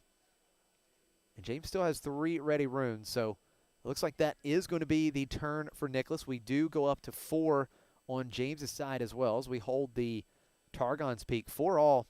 Really, really good match going here in round 6. But again, the hand size difference is just so seen, right? James has, I think, like 8 cards in hand. Nicholas, again, no cards in hand right now. We got a pretty chunky board that we can protect, but a couple good interactions, and that is the big difference here. Fight or flight really paying some dividends for James on that pass turn. And it is Falling Star. Now everything is 4 or higher for Nicholas, and that is good news, but it is going to be 6 total damage to Lucian Merciless at the Sunken Temple. So 1 Lucian has been dealt with. And now Draven Vanquisher can move into the southern battlefield. It's a little less threatening with just Fiora there. Yeah, currently it's 6 power due to having the shield and the buff, but looks like we are thinking about using the spinning blades here, so this is going to make us a 7 to the 6. And again, with Nicholas having no cards in hand, really nothing we can do except for likely just save it using our set ability. At least Fiora will stay on the board. That is important. But James going up to 5 points, getting another gold token, drawing another card. Just continuing to pour on the pressure. Kaisa will come back to base to potentially set up for more card draw and another conquer next turn. A second Noxus Hopeful. So we replace the 4 might from Kaisa with another Noxus Hopeful. And it's still going to be 8 might at that northern battlefield. All right, pass move 2 open, the Draven special here. We're going to top deck for turn. It's got to be something pretty good. We could likely, use the Lucian here to probably trade off with one of these Noxus Hopefuls. The issue, again, is that they will be able to draw due to winning the combat with the other one being there. Yeah, it feels like Nicholas in a pretty tough spot, right? It Yeah. just doesn't have the cards. James, he's able to build up a nice position on the board with those units. He's got several cards to work with in hand. Hasn't drawn quite as many in this game, but he's still outvaluing Nicholas in that regard. Yeah, I think probably our best card if we top decked a challenge. So we'd be able to play out like the set. We'd be able to use it to, get rid of one of the Noxus Hopefuls, assuming that they don't have like a spinning blade or something. And then after that, we can trade the Lucian in, we can save it, we can rebuff it, we can move the Fiora up. Like there's, that opens up a lot of plays. But, when we're down to top deck mode, we are at the mercy of what's there. Set the Brawler finally coming out. Gets buffed. We're going to spin the buff to give Set plus 4 might this turn. The Arena Bar will give it another buff, and it is Challenge. Challenge is going to be dealing some big damage here because Set has a total of 9 might. So it could take out any one of these units. And it's going to take out Draven Vanquisher, taking the spinning axe, putting it back to base. What a top deck for Nicholas. That is probably the best card we could think of for that. So we're going to move the Lucian there. We will be going to 5 points. It does ready after it moves. Since we did Conquer, we can move it back. And we've got some scary stuff for next turn, but again, what do we draw next turn, right? We're still working with no cards in hand at this point. But it does feel a little bit more comfortable having the Brawler in play. For sure. Yeah, I think they're thinking about moving it back. I think you kind of have to. Yeah, it's tough, right? If you don't move it back, you're tapped out. There's no way that he as in Nicholas is going to be able to stop James, I believe, from winning a combat here. Mm-hmm. So yeah, I think you're very likely going to give up the point one way or the other. I don't love giving up the extra value on the Draven Legend and giving an extra card. So it looks like that's the thought process here. It's a tough spot for these players, right? I mean, we are in round 6. We're trying to stay at X and 1. Nicholas trying to slay the beast that is Draven. All the pressure on Nicholas right now. Yeah, and the choice is, again, pretty clearly. Do we full retreat or full defend on this Sunken Temple, right? We don't have the buff on the Fiora, so it's not mighty. It doesn't have deflect. It doesn't have shield. It doesn't have any of that stuff. But we're going to leave the Lucian there. Very surprising. Now, we do deal with the spinning axe. Has temporary, so it is killed off at the start of the beginning phase for James. James holding at the northern battlefield up to 6 points. And with Nicholas, again, tapped out only 4 might at the southern battlefield. James already showing 4 might in the back line with Kaisa. And I would be very surprised if we can't do something else in the process. No, we're actually just going to trade here. So just free up the Sunken Temple.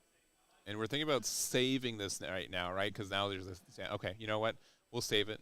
We're worried about probably like another Falling Star for set or something like that. But it looks like we are going to play another Kaisa. Oh, my goodness. These Kaisas, man. Kaisa has been the storyline of this round 6 for James. Going to conquer up to 7 points, draw another card. The difference in hand sizes for this matchup is, absurd at times. Absolutely ridiculous. A treasure hunter adding another might to the Sunken Temple. Why not? We're going to hide. I believe that was the switcheroo. Yeah. We are ready. And how good is that with the little 1 might treasure hunter? It's turning that into whatever the set's at, right? Like if it's going to use its buff combo, that's going to be quite the difference. It's really just clearly better than Fight or Flight in these situations, right? Well, here it is. Nicholas drawing up. Top decking once again. It's 7-5. James holds both battlefields. Nicholas has to dismantle both of these battlefields immediately, or we are all done here in game number 3 in round 6 of the 10K Coastal Series, brought to you by the Booster Box. Yeah, and we're just making a big think here, right? Like, you know, if we still had the Lucian, how would this be any different, right? We could do something where, you know, just push the Fiora up to likely try to trade with the Kaisa. We could push the Lucian to trade with the Treasure Hunter. They'd have to switch Rue, but then you'd still have your set open. That does give you, like, we haven't drawn off Sunken Temple, I think, the entire game. We've been only conquering with 4 might units, and that's so frustrating when you've got, you know, only the 1 card in hand. Frustrating spot for sure. Very tough, as we've talked about several times throughout this match, for these body decks to keep up with the card draw that Draven brings to the table. Nicholas, what did he find off the top? Just 1 lone card in hand from the top deck. We're going to spin the buff on the Brawler. He will be 8 might. So we have a total right now of 12 might in base for Nicholas and 1 card in hand. Fiora, victorious, moves to the southern battlefield. It's a start, but we're already outmatched in might, 4-5.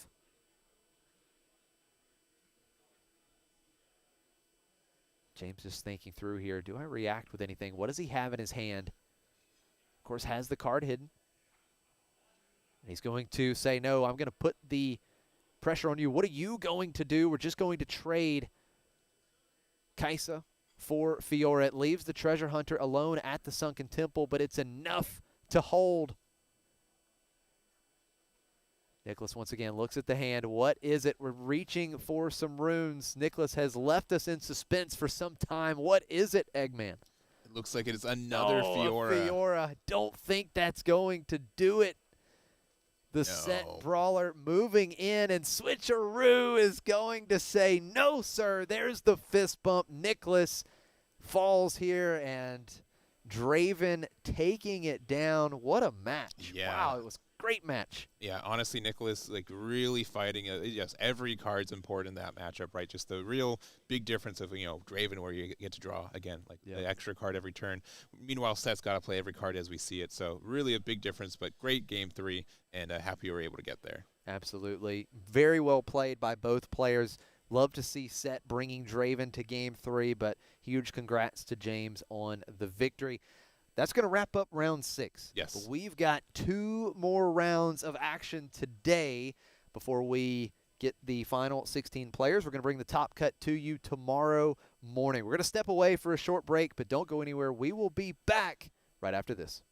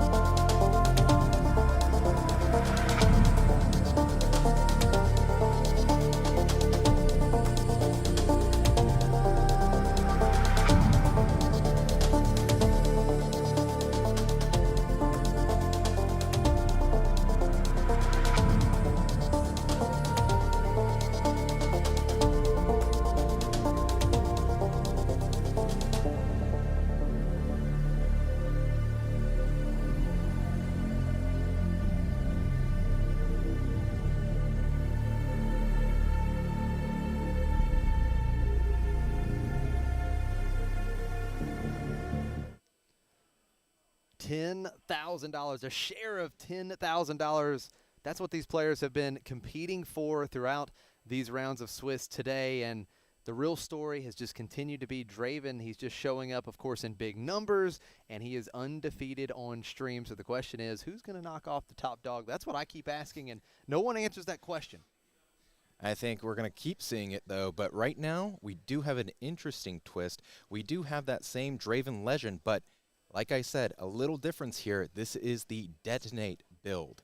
It's been tearing up the 10K scenes lately, and we have one of the original builders here lined up for this feature match. So very exciting. We got Daryl against Quentin here.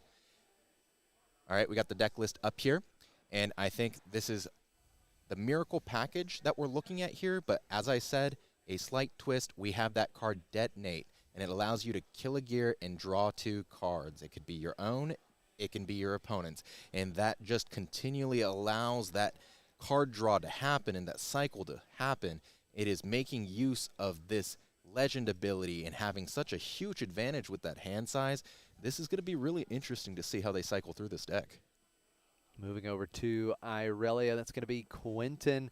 We've seen a lot of Irelia on stream today. This is a deck that we've heard it some different ways. You say protect the president. I've said protect the queen. One way or the other, we want to protect these important units like Irelia or the Stellacorn Herder with things like the Guardian Angel, the Zanya's Hourglass, and we want to move around very effectively. And thanks to Boots of Swiftness with ganking, we can very effectively move around the battlefields.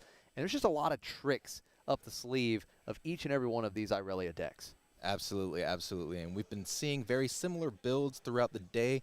I think the only thing I'll mention in the main for this Irelia deck, they have the Heart of Dark Ice in there, that gear that allows you to tap, select a unit, buff it by 3, and we know that Irelia Legend gets buffed by 4. So very strong.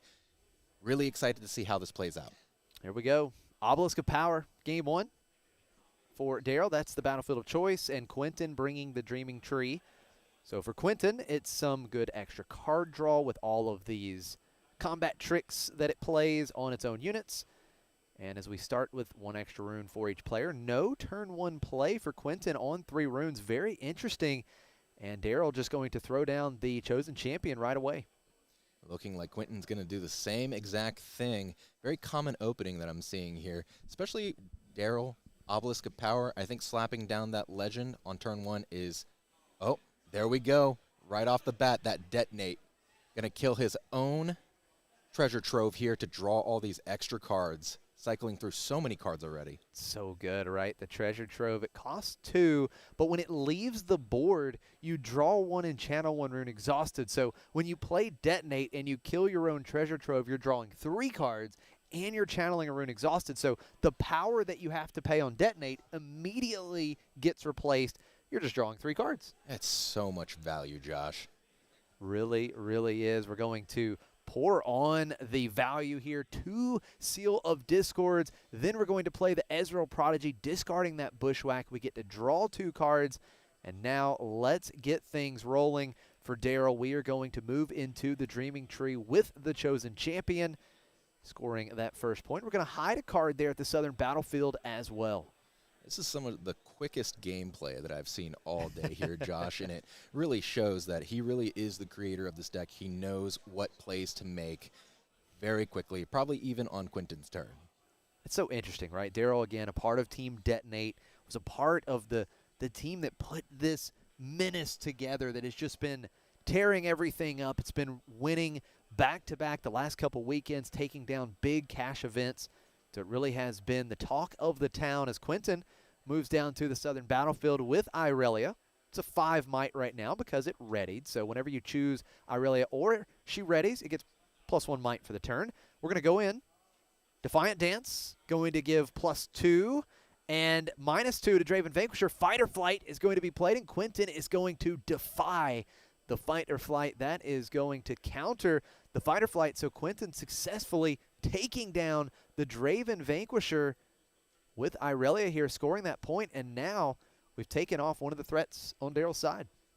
That's a really big push there. It was really important, and not to mention that they're on Dreaming Tree now nonetheless. So going to continue to gain that advantage anytime that we play some of those spells and select a unit at that battlefield. That's absolutely right. We're going to see Guardian Angel and Charm. This is perfect for Quentin. Charm is going to allow Quentin to move the Ezreal into the Dreaming Tree, starting a showdown with Irelia. And, well, Irelia had a lot more might than 3. Absolutely. Aurelia gets huge very quickly. I want to see if this GA gets attached before the turn passes, though. I think that's going to be an important piece, and chooses not to. Okay, so Quentin choosing not to deramp any further as Daryl goes up to just 5 runes. Daryl has done a little bit of deramping as well in this game. We're going to get Ezreal Prodigy back out using the Seal of Discord to generate the power that was needed to play Ezreal as we discard the Scrap Heap, which is so good because whenever Scrap Heap is played, killed, or discarded, you draw a card. So now we're drawing 3 cards off of that Ezreal play ability, which is just so good. We've successfully drawn 3 cards in one action twice so far in this game. Now we're going to stack deck, and Daryl's really just starting to put pieces together. This is a crazy amount of getting through that deck. I feel like we're halfway through. I would not be surprised as well. Yeah, 40-card deck. We've drawn 3, right? Couple times. So yeah, I mean a couple times. We are getting very close. Yeah, absolutely. If we're not there yet, as we look through, and it looks like there was a treasure trove, and that is what Daryl takes. So we're just setting up another big play with a detonate. 1 rune available still, 1 seal up. Ezreal in the back. Aurelia still on that Dreaming Tree, and it's 1-1. All right, looking like passing back over to Quentin's side. Quentin scoring his 2nd point, holding at the Dreaming Tree with Irelia. Of course, Irelia gets buffed because she readied. Yeah, I think this matchup is actually very tough for this version of Draven, the Miracle and the Detonate version, because Aurelia just has access to the ability to be so persistent. You know, if you put a GA on there, it goes in once. Even if it trades units, it can go back in based on its legend ability. I think that just persistence is going to be a key factor here in this matchup. Now, Quentin really developing now. We play Draven Audacious, so Quentin is really threatening to get some extra points here. That Draven is able to score an extra point each time, or the first time each turn it wins a combat. So Quentin really has the back line here as Aurelia comes back to base. Yeah, that Draven is going to be huge. It is hard for the Detonate deck to deny points towards the end of the game, especially when Draven is on the board, and Charm is always a looming threat because they can pull a unit into it. That's still a combat win. Yeah. Looks like we're passing back over to Daryl here, untapping all runes. Daryl certainly has the card advantage right now. We have not seen any of the big draw engines yet for Quentin. And Daryl, of course, has played multiple Ezreals. We've played Detonate. So now let's see how Daryl starts this turn. We're going to put the Treasure Trove. Oh, look, it's the Treasure Trove and Detonate, the 2 cards that just pair so well together. Daryl says, I'll draw 3 again. Thank you. Man, I'm glad there's no hand limit size in this card game because Daryl would have hit it. That could not be a more accurate statement, my friend. That is, Daryl's really got the plethora of cards to choose from here. Looks like we also have 10 cards in the discard already. So again, this Detonate build is very similar to the standard Miracle package. So we do have Rasa to watch out for as well. We know that that is a 10 cost unit, and it could be reduced all the way down to that minimum right now. Yeah, Rasa. The energy cost gets reduced by 1 for each card in your trash. So, yeah, we are definitely getting there to that free Rasa, or almost free, right? You just have to pay 1 power. And we do have the 2 Seal of Discords in play, so we could just tap one of those to play that Rasa the Sunderer. We're going to move into the southern battlefield with Ezreal. So this is going to be the 2nd point of the game for Daryl, evening things up in the score. Love to see a called shot right here, you know, to be able to continue to cycle and pull exactly what you need. Oh, there's that. Oh, my Double goodness. Rasa Oh. with the 2 Seal of Discords, and then we're going to throw the battering rams down as well. Super cheap. the energy cost for Battering Ram is reduced by 1 for each card you have played that turn. So just quick math, if I've done it right, that's 25 might that we have now established at the Southern Battlefield. Here's the scary part, though. I feel as though Aurelia, if any champion can get to that might, it would be Aurelia, you know? I definitely think we have the same thought process. We, of course, are at 5 might now with Aurelia, and those buffs really just start to stack because this deck generally runs a total of 9 combat tricks, right? You're running the Defiant Dance, the Discipline, and the Unguarded. Those are always being run at 3 ofs. And every single one of those that go and target Aurelia, it's getting that extra 1 might on top of it. Now, Quentin is going to move into Obelisk of Power. We'll score our 3rd point. And a 2nd Guardian Angel here. So we're set up to protect our units. And it looks like for the first time we are going to equip one of these Guardian Angels onto the chosen champion. That beautiful alternate art of Aurelia. Yeah, something you were saying earlier kind of piqued my interest here. You were saying there are 9 interactive buff cards here for this Aurelia. And I think if we're thinking from the detonate side, we want to make some of those trades. We want to play around and try and get those 9 cards out of your hand as quickly as possible because you know that we are going to outlast the deck, you know? Yeah. Once those 9 are gone, the detonate version is going to continue to be able to cycle. Now we do see Daryl holding with all of that might at the Dreaming Tree up to 3 points. So it's 3-3. As we see I believe that's the first called shot in this match, but of course getting that big value because we have Ezreal Prodigy in play. So additional or optional additional costs are reduced by either 1 energy or 1 power. So we essentially take away the repeat power cost of called shot and we just pay for the initial power cost with the seal. Essentially looking at the top 4 cards, getting 2 added to our hand. And selecting exactly what you want after drawing a ton of cards already. 3 each time, essentially, that detonate went off. Man, you got to think Daryl has everything that he wants in his hand right now. Yeah, he really does. I mean, at this point, we're getting to the point where we're going to start being like, okay, how many cards left in the deck? We're going to start actually stacking the deck the way we want to. Now, we're going to see the first Bushwhack here, and this is big because Bushwhack is going to allow the rest of the units that Daryl would play this turn, all his friendly units, will enter ready. We get a gold gear token. But now the question is, what is coming in unit-wise that will be ready? We've already seen 2 Rassas and 2 Battering Rams, but we know there is 3 of each. I wouldn't be surprised if those are coming out sometime soon, honestly, to try and take control of that other Northern Battlefield Obelisk of Power. Hey, look, friends, it's detonate. But Daryl has second thoughts about drawing more cards. We gotta think through this a little bit. Yeah, he's down to 1 Fury rune, so you really do have to be careful with some of that rune management there. Yep, I was going to say, Last Rites, phenomenal, because once you get down to that thin of a deck, Last Rites has this other effect that allows you to recycle 2 cards from your trash back into the bottom of the deck, and you get to select those. So you essentially will know exactly what you're going to be drawing into in the next couple of turns, and that's such a strength for this deck. Another Rassa has been played. The Last Rites is attached to Rassa. And, of course, Rassa entered play ready, so this is 8 might. We are going to see the fight or flight from Quentin, attempting to push back this Rassa, and that will resolve. I think that was a really important point to keep right there.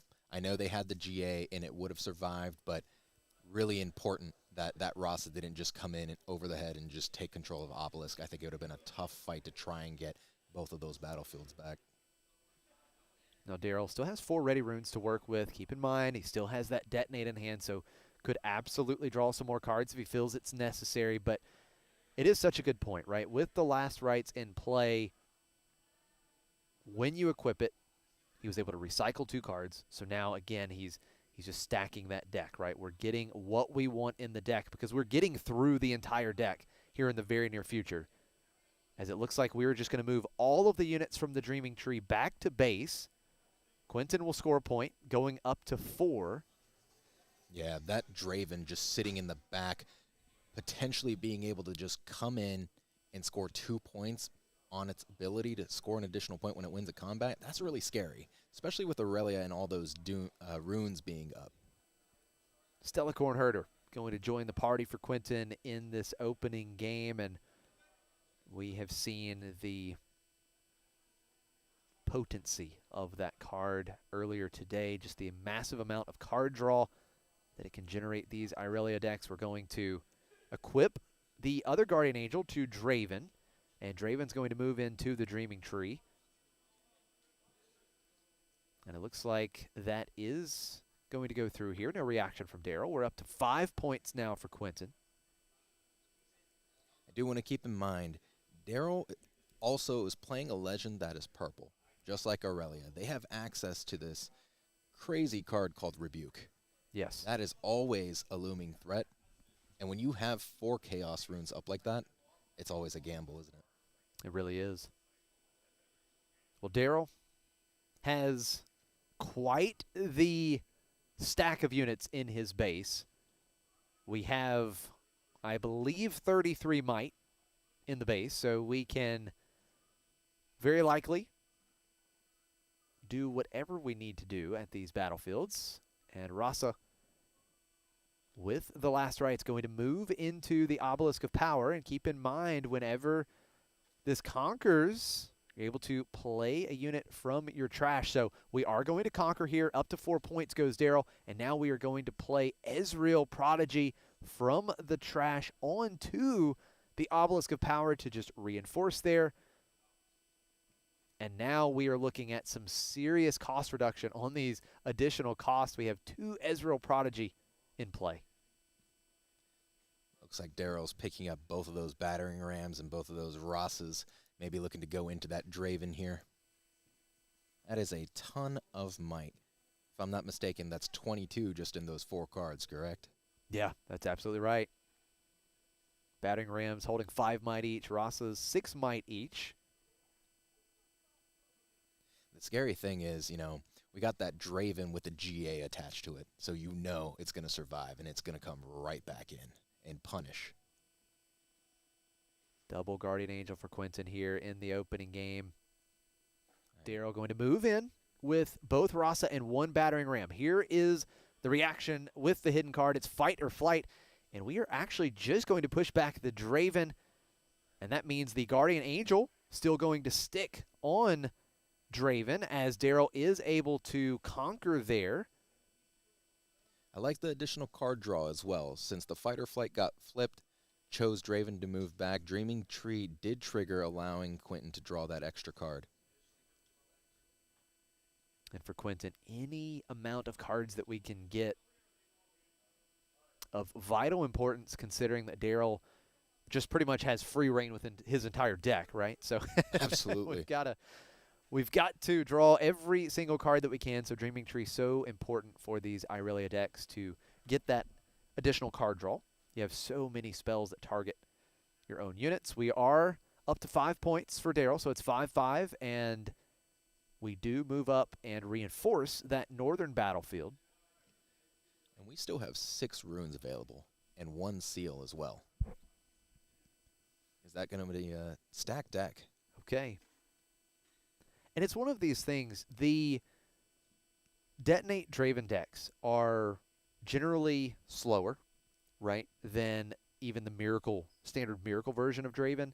But once you get into these late game positions, it is just so difficult to overcome these decks because the sheer amount of power that they can present, which we're seeing in play right now, but the combination of Last Rites and then also Vi, like whichever one you need, to be able to just essentially continually recycle the cards you need and stack the deck in the order you want so that you're just drawing exactly what you need when you want it in the late game. Absolutely. And look at this terrifying pass over to Quentin. You got 3 Chaos runes still up, 2 hitting cards at those beefed up battlefields, and you have a Vi waiting in the back, and she has a ability that says recycle 1 from your trash, give me +1 this turn, and with a trash pile that thick, that is going to be a strong unit coming back. It really is. Yeah, Vi can get quite big, to say the least, and very likely win any type of combat in terms of raw power. So Quentin going to move the Stellacorn Herder into that southern battlefield, draw a card off of Stellacorn, and just going to trade here, just slowly start to dwindle down the amount of units at the southern battlefield. Ezreal and Stellacorn Herder both taken down. You could tell Quentin's trying to look for answers here, digging deeper into that deck to try and find a way to buff these units up to get around not just all that might at the battlefields, but those hitting cards as well. That's a lot to chew through here. We have 17 might still at the Dreaming Tree, and again, hidden card at each battlefield. It's just doesn't really seem to be getting a lot better for Quentin right now. Irelia Fervent will move into the southern battlefield. So with the Guardian Angels attached, we still could, take out some of these units and just bounce our own Irelia back to base off of the Guardian Angel. But we are going to play Defiant Dance here. So that's +3 might in total to Irelia, -2 to a single copy of the Rasa. Looks like we still have a little bit ways to go to overcome that might differential there. But again, targeting your own unit at Dreaming Tree will proc that draw. That's a great point. We need it. We need cards if we're Quentin. We're at 9 might for Aurelia, and on the opposite side should be at 15 might. So we still have quite a ways to go if we actually want to get above the total number there, but that is not going to happen. What we are able to successfully take out 1 Rasa and 1 Battering Ram, the Guardian Angel, saving Irelia as she moves back to base. Yeah, this was the persistence I was mentioning earlier, where if you have a GA attached to Aurelia, she can go in there, get pushed out from the GA dies, Aurelia stays, and the might stays. So that's huge. She can potentially, even if she's selected again, go back in there and continue fighting for that battlefield. But looks like this time, choosing to go with the Draven, potentially to get that extra point. I love how Quentin has meticulously, one by one, just dismantled the southern battlefield, but moving in on the Rasa, and we now see the hidden card. Fight or Flight is played. Draven Audacious pushed back to Quentin's base, and Daryl is going to successfully hold on to the Dreaming Tree with that 1 Rasa. Here comes Ride the Wind moving back. Draven Audacious to the Dreaming Tree. It's ready, and this is 7 might to Rasa's 6, but Daryl does have some ready runes. This might be a rebuke here, Josh. It's the only answer that I can see right now. If Draven wins this combat, that would be 2 points scored, 1 for winning the combat, 1 for conquering. Daryl going to be making the play. You called it rebuke, but it is a not so fast in response for Quentin. Let's counter the rebuke, and that is going to keep Draven Audacious at the battlefield. We are going to score 2 points there, up to 7. It's 7-5 in favor of Quentin. Very strong play for Quentin here. That's the magic number right there, 7. So we do know that if it passes over right here, we have a giant Vi waiting to contest that battlefield. So we need to know if we have the answers to push the Vi off or buff up enough to win that combat and continue to hold that battlefield. Now, Draven Audacious is ready because of Ride the Wind. So that was my question, was do we just go ahead and move it back? And Quentin asks or answers that question. Thought about answering that question. We haven't answered it yet, but that is the question I pose right now. I'm kind of scared to leave that Draven at the battlefield. I agree with that. If we move it back here, we know that Daryl's only going to be holding to 6, so we could score that 7th point with that Vi. and we're still in a great standing place for Quentin to potentially come back on the offensive.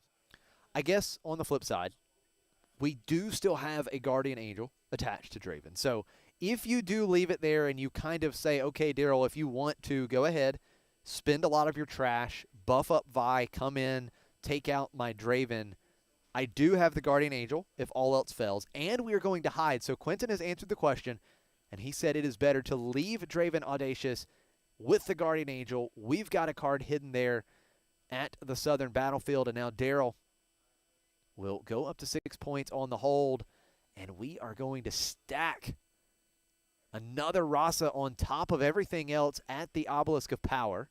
All right, counting through that trash, I think he's ready to buff up that Vi. Yeah, just looking through here. And, of course, not only are you buffing the Vi, but, again, you are one at a time recycling a card to the bottom of your deck. So Vi is literally letting you stack your deck exactly how you want. And Daryl has to be careful here because there is the rule in Riftbound that when you hit the bottom of your deck, there is a essential forced recycle here, and that grants your opponent a point. It absolutely would. Fight or Flight going to be played by Daryl. That's going to push his own Rasa back to base, the one with the last rights. And I like this play because it puts the last rights effect as another potential hit on a Conquer. We still hold 14 might at the Obelisk of Power for Daryl. Got one rune up on Quentin's side as well. One green. Gonna be going to 6 runes next turn. Very power-hungry deck. We've been saying that all day. Yeah. Definitely uses up the power, deramps quite frequently, and now we are seeing Daryl flip through his trash, and we are very likely going to be seeing these cards being recycled to the bottom of the deck. And he's able to order it exactly how he wants. Generally, when you recycle more than one card to the bottom of your deck, you have to put it in a random order. But Vi is one at a time.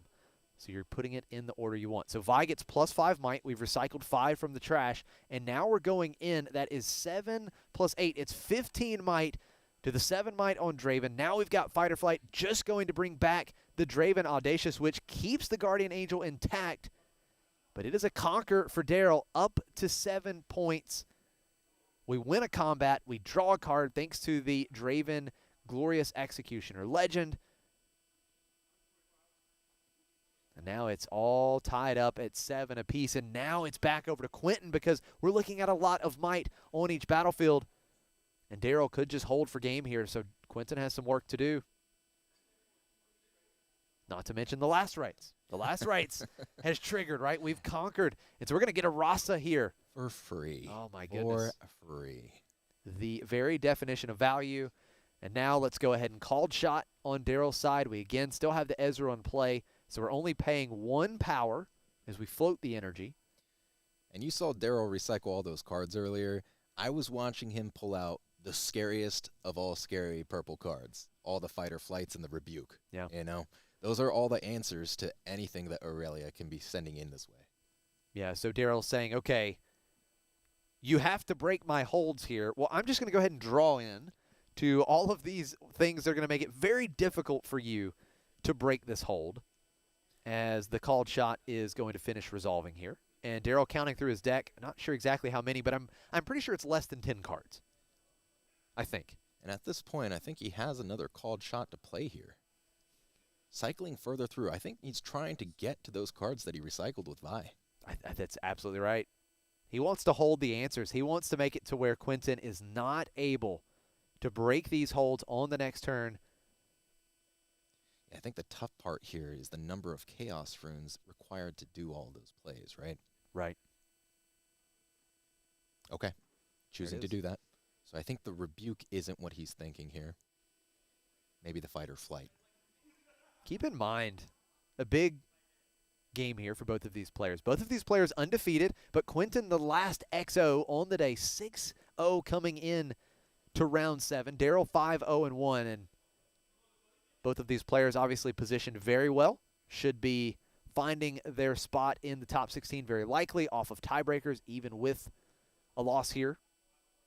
But still, let's get that higher seed if we can. Both players are just playing so well, too. The meticulousness is just, you could tell exactly why they're at top tables. So now, Dale just continuing to move through this turn.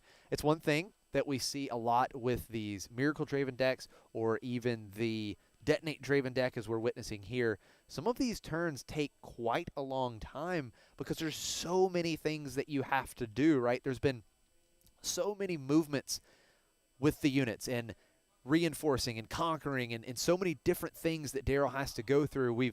We've recycled everything we need to with the Vi and then dug back through the deck with a called shot. So there's just so much to think about. There's so many cards to play. And Daryl is not, he's not playing slow here. He's doing this as quick as he can, but it's just a lot of actions to go through with this Detonate Draven. Yeah, so many decisions to make, too. You know, I feel as though if you discard the wrong card, use it at the wrong time. I mean, we're seeing a lot of one-ups in this deck, you know? So it's... Yeah. You aren't going to see those cards until you get to the bottom. And I know you're cycling through all those cards, but those decisions are so important. Well, here we go. It all comes down to this. What do you have for us, Quentin? Daryl holding both battlefields. We have 8 plus 11. We've, I believe, 19 might at the northern battlefield. We have 8, 14, 17 might at the southern battlefield. That's a lot of numbers. A lot of numbers, Messiah. That's absolutely a incredibly high barrier. But Draven and Aurelia in the back. GA on that Draven. We have 6 runes to work with, 3 cards.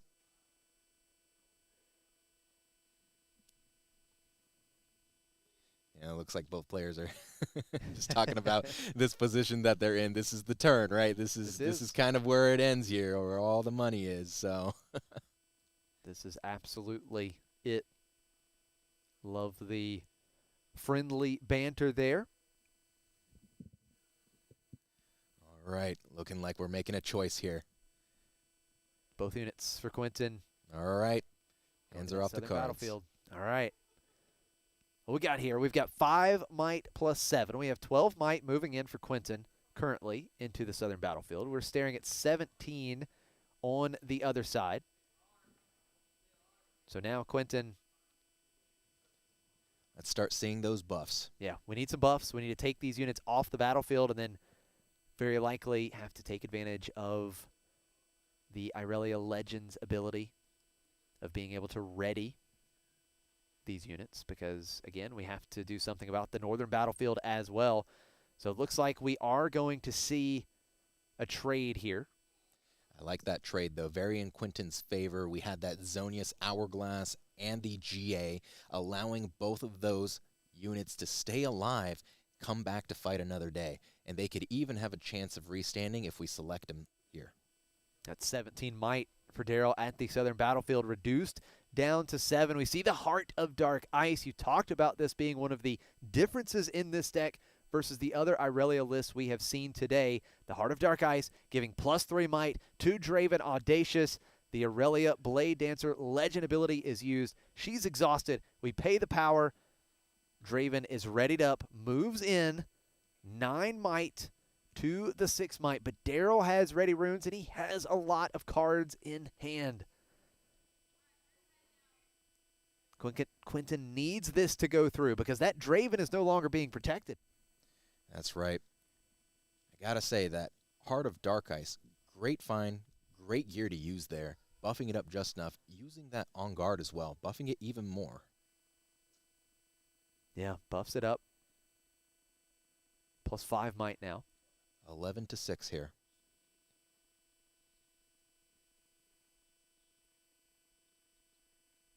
Now the question is, did Daryl? Did Daryl?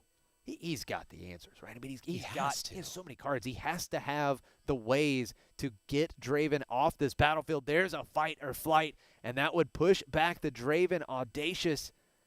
No response from Quentin, and that is going to pack it up for game 1. And Daryl with Draven takes it.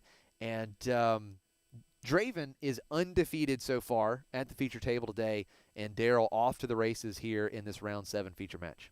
What a game. That was a solid, solid way to just play that entire match. I love that. That back and forth was very high level. Yeah. And we saw what the Detonate Draven can do, right? The crazy amount of cards you draw into all the pieces you need. You're able to reset those pieces with Vi, right? The help of Last Rites also. But what was key, Bushwhack, of course, can have these crazy big turns where you have all of these ready units, and you can go and double conquer, right, with a bunch of ready units. But it can also hold with massive numbers, and that's exactly what we saw in that game 1 of just being able to hold so well with really big numbers. I thought I was watching an Aurora deck with how many massive creatures were just on each battlefield, both at one point. But Quentin playing amazingly well. I think he made all the right decisions there. It was just too much might, and it came down to that. Too much might. Now let's take a quick look at the deck list. Is there anything in the sideboard here for Quentin that could help? Rebuke is okay, but we just stack up so many units on the battlefield. Is Rebuke going to be enough? Now, we did see that Defy was very important at a couple points in that game. So maybe that Defy comes in. I think you're absolutely right. That Defy would have been huge against those fighter flights going back and forth. Yeah, I think so. I think you're right. So Defy probably the card that would come in. Not sure exactly what comes out here. Is there any thoughts on what you might bring out? Let's take a look at this deck here.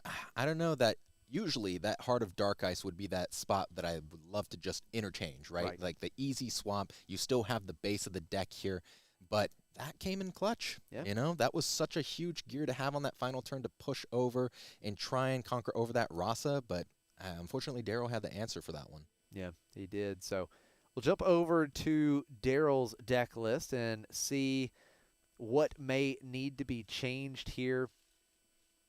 Brynhere's pretty good. Brynhere's pretty good against Irelia, so that might be one that we want to bring in. Mr. Thundersong, a MVP for any red deck right now, an absolute staple. Yeah, it really is. So we'll see. Falling Star, something else that could also be interesting, right? If there's a position where maybe we can go and get that early Stellacorn Herder that gets played, maybe we can take that out, shut off the draw engine before it gets online if it's unprotected early. Yeah, so that's absolutely. something that kind of stands out a little bit. But we are going to get back to the table for game number 2. Again, Daryl, part of this Team Detonate that has brought the community this mad Detonate version of Draven. And Daryl coming in from the local area here. He's only about half an hour away, so he's local to the Hampton, Virginia area. And Quentin coming in from Virginia for this event. As we're going to start out with Obelisk of Power for Quentin as the battlefield of choice. It's Veiled Temple for Daryl. Quentin going first. We're going to start with some major point tempo, sneaky deckhand on the opening turn. We go up to 1 point. It's Daryl at 4 runes. He's going to bring out the Chosen Champion, and then sneaky deckhand is able to hold. So a quick 2-0 here for Quentin in game 2. I think he's trying to push that game quickly now, trying to get those points early to make sure that we can race Daryl before he gets all the pieces he needs and all those large units to hold those battlefields again. But, something I noticed, we got Veiled Temple up at the top as the northern battlefield of choice from Daryl. That has an ability. The second piece of that text says, if it's an equipment that you are, when you conquer, you may ready a friendly gear. If it's an equipment, you may detach it. I think that's going to come and play with that Last Rites, because every time you attach that Last Rites to a different unit or maybe even the same unit, you're going to be recycling those cards. Now, interesting play here. We've got Draven Vanquisher taking the southern battlefield. And interestingly enough, a Ferris Forerunner comes out. Yeah, that was not in the main deck, so it looks like that was a choiced side. I believe it's kind of the same thought as what the Aurelia is trying to do, where it's persistent, right? When you come in and kill that unit, it creates 2/3/3 mechs, It does. It replaces itself. Not great against Rebuke. We'll see if Quentin is able to find that Rebuke, if he still has it in the main deck. Stacked deck for Daryl, but pretty good development for Quentin, right? We were able to grab the 2 early points. We got the Stellacorn Herder out. We're able to score that 3rd point, draw the card. So we've got the early draw engine online. We get the Chosen Champ out efficiently as well. So Quentin has a solid setup here. as Daryl holds to 2. It's 3-2 in favor of Quentin, as now we just start trying to piece together the puzzle. The Seal of Discord coming out after the stacked deck, and now Ezreal Prodigy as we really start to filter through the deck here in Game 2 for Daryl. And here's that engine. You go stack deck, Seal, right into Ezreal, and then drawing all these cards, you want to see that called shot as well, you know? You just continue to cycle and cycle and cycle. Going to really develop on the back line here, the Traveling Merchant, the Battering Ram for 1. A big play here for Daryl. Quite the back line as we hold the Ferris Forerunner at the Obelisk of Power. Quentin will hold up to 4 with the Stellacorn Herder at the Veiled Temple. Stellacorn moving back to base. We'll get the card off of the movement for Quentin.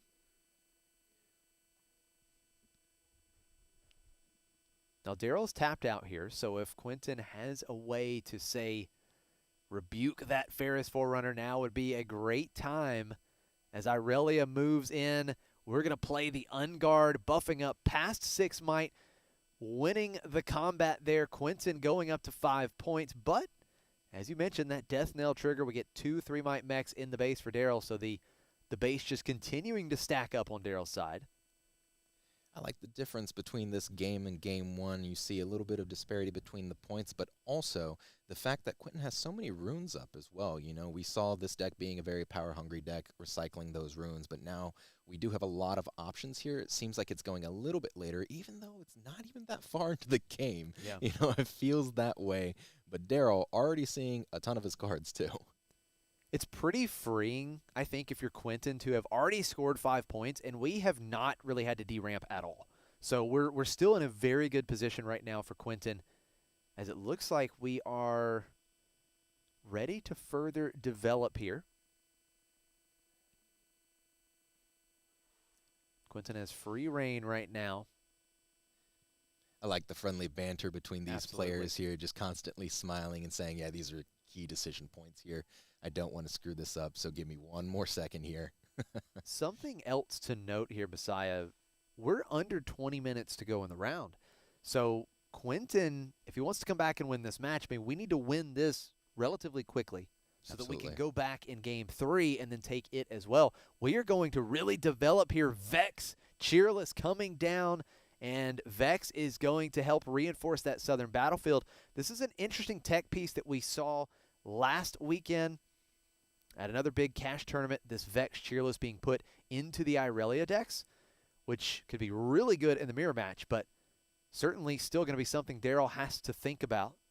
Absolutely. I mean, those fighter flights and rebukes were huge in the last game, you know? Yeah. So that Vex being on that battlefield where your Aurelia is at, you feel a little bit more protected since you have to pay a little bit more just to get those combat tricks off. Yeah, Vex is so good when she's in combat. It would allow Quentin's spells to cost 1 less energy and 1 less power to a minimum of 1 energy, but then Daryl's spells would cost 1 energy and 1 power more. So heavy taxation is what Daryl will be faced with if he goes into combat with the Vex. The Traveling Merchant moved into the Veiled Temple. That was Daryl scoring his 3rd point of the game. It's 5-3 in favor of Quentin. The Battering Ram now going to start a showdown with Vex and Irelia Fervent. Here comes Defiant Dance.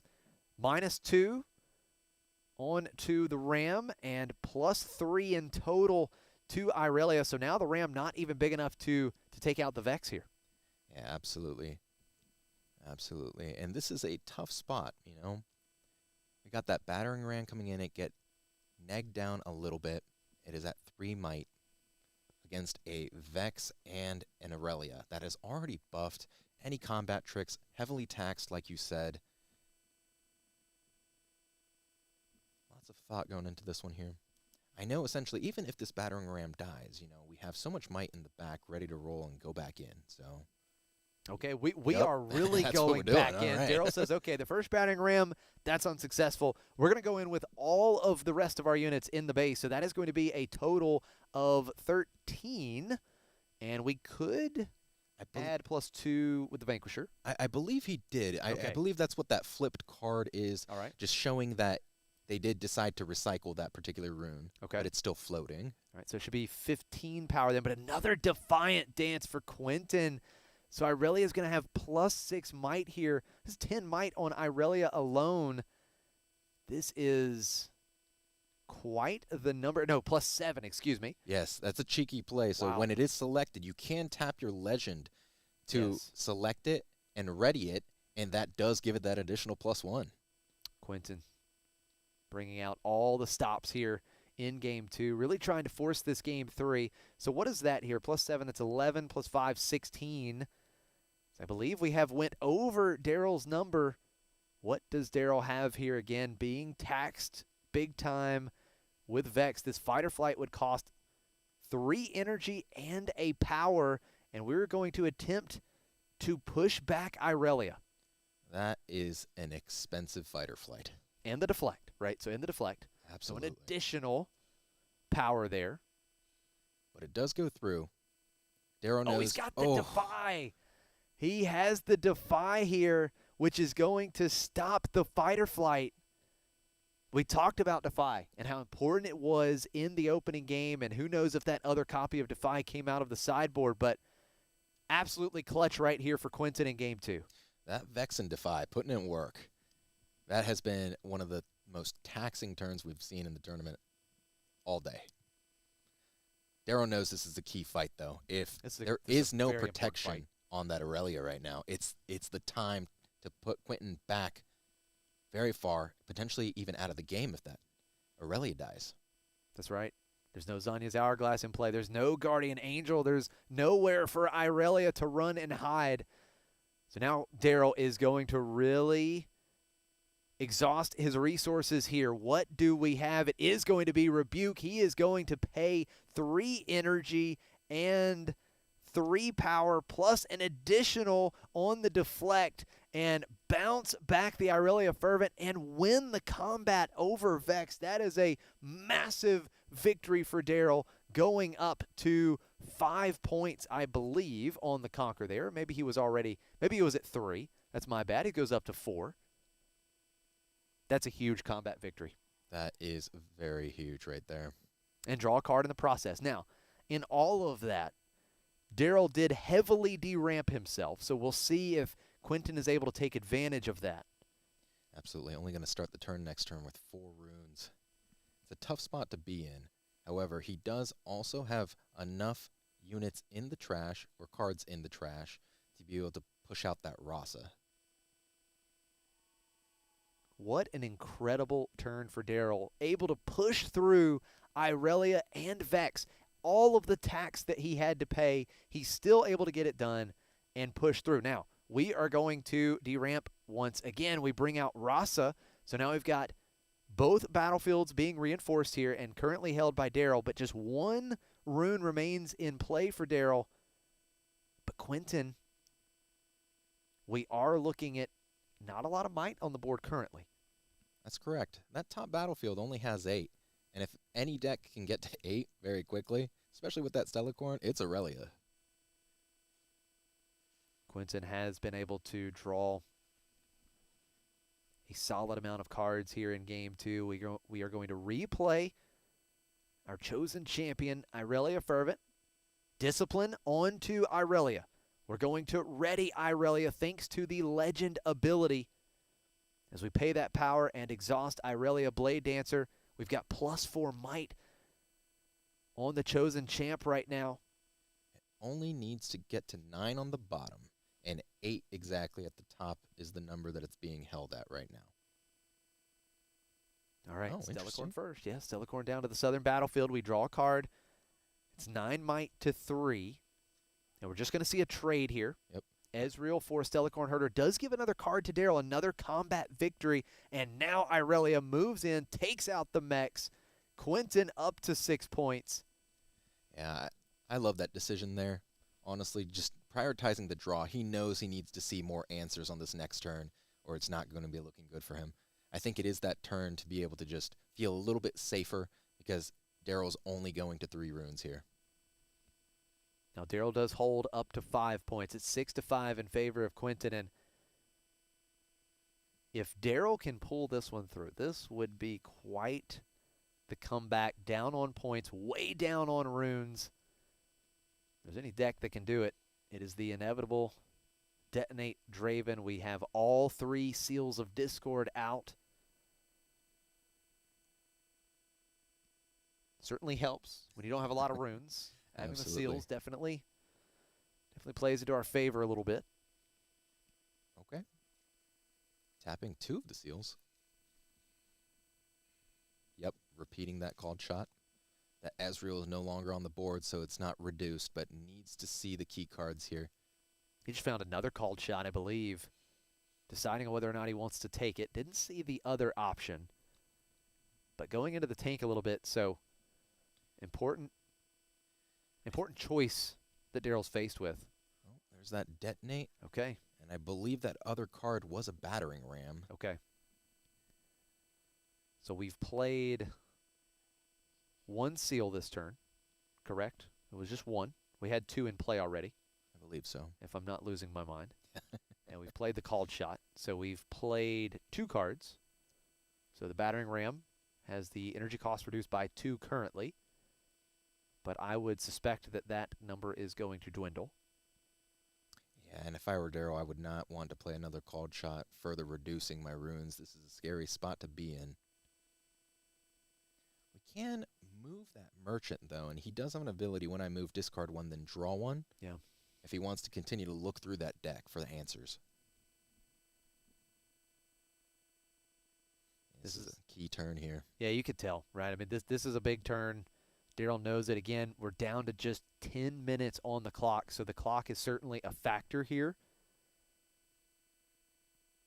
Oh. And if you're Quentin, you wanted to win this game as fast as you can, but Daryl in the tank here, really, really playing this one through in his mind, trying to make the right decision. Looks like we're going to float an energy. Oh, that looks like a Rasa in his hand there. Another Rasa going to reinforce the northern battlefield back up to a formidable 14 might. Now we have played 3 cards. Yeah, I think they're just trying to reduce this down as much as possible. Ramping too. Oh, wow. Looks like we're going to be going down to just 1 rune yet again for Daryl.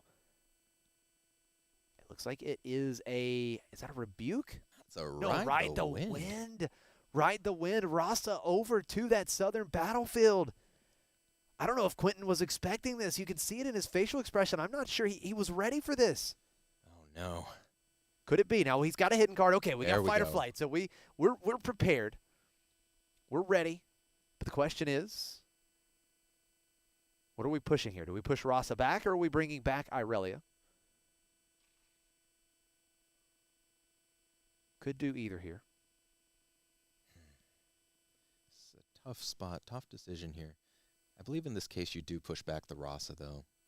Oh, it was ready so it could come back in. Oh, no, and Quentin immediately puts his head to hand. He totally forgot that it was ready because of Ride the Wind. Irelia goes down. Daryl successfully conquers. He's up to 6 points. It's 6-all, and the chosen champion has officially fallen. And we know when Irelia is taken down, the win percentage of this Irelia deck drops dramatically. Oh, man. And that 1 rune left, Messiah. It was perfect for the battering ram. We're going to reinforce. We've got 8+ might at least at both battlefields. And for Quentin, that was just absolutely a crucial moment in this game. And it looks like that is going to do it. Brutal stuff there. Just forgetting in that instance that the Ride the Wind readies that unit. Oh, man. That's a tough break. Josh, I wasn't even in the situation playing the game. And I was looking at the Rasa like, yeah, that's going to be arrested, right? After that Ride the Wind resolves. And that was the key decision. And in those heated moments of so much stress and all the decision-making after a long day, 7 rounds, that is just something that happens, you know? And it was unfortunate, but that was the deciding factor.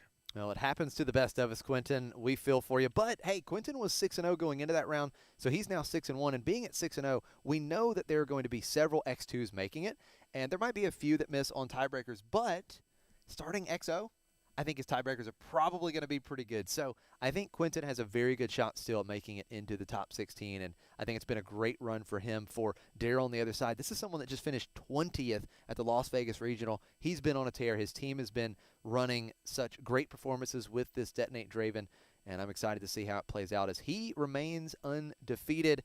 That's going to conclude round 7. We've got one more round before we wrap up our 8 rounds of Swiss. Then we'll have our top 16 tomorrow morning. It's been a lot of fun. I'm Josh Snyder. This is Messiah. We will be right back for round 8. Don't go anywhere.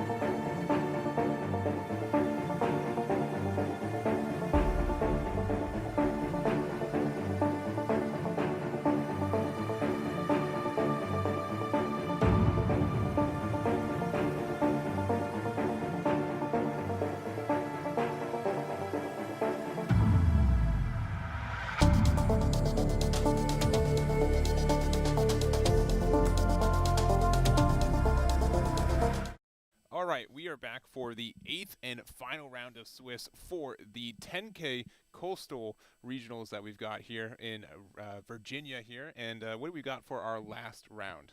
So we got a local here from Newport News and someone coming up from North Carolina. We have Louie and Cougar, and we have a fun matchup here for you today because Cougar is on Master Yi, which we haven't seen a lot of since set 1. Yeah, and again, both these players are currently 5-2, fighting for this last win to try to qualify for the top 16 tomorrow, so a lot of pressure. We see Cougar with their list of Master Yi, and honestly, pretty similar to what we've been seeing from set 1, right? It is an Aurora build here, but we do have some incremental adds from set 2.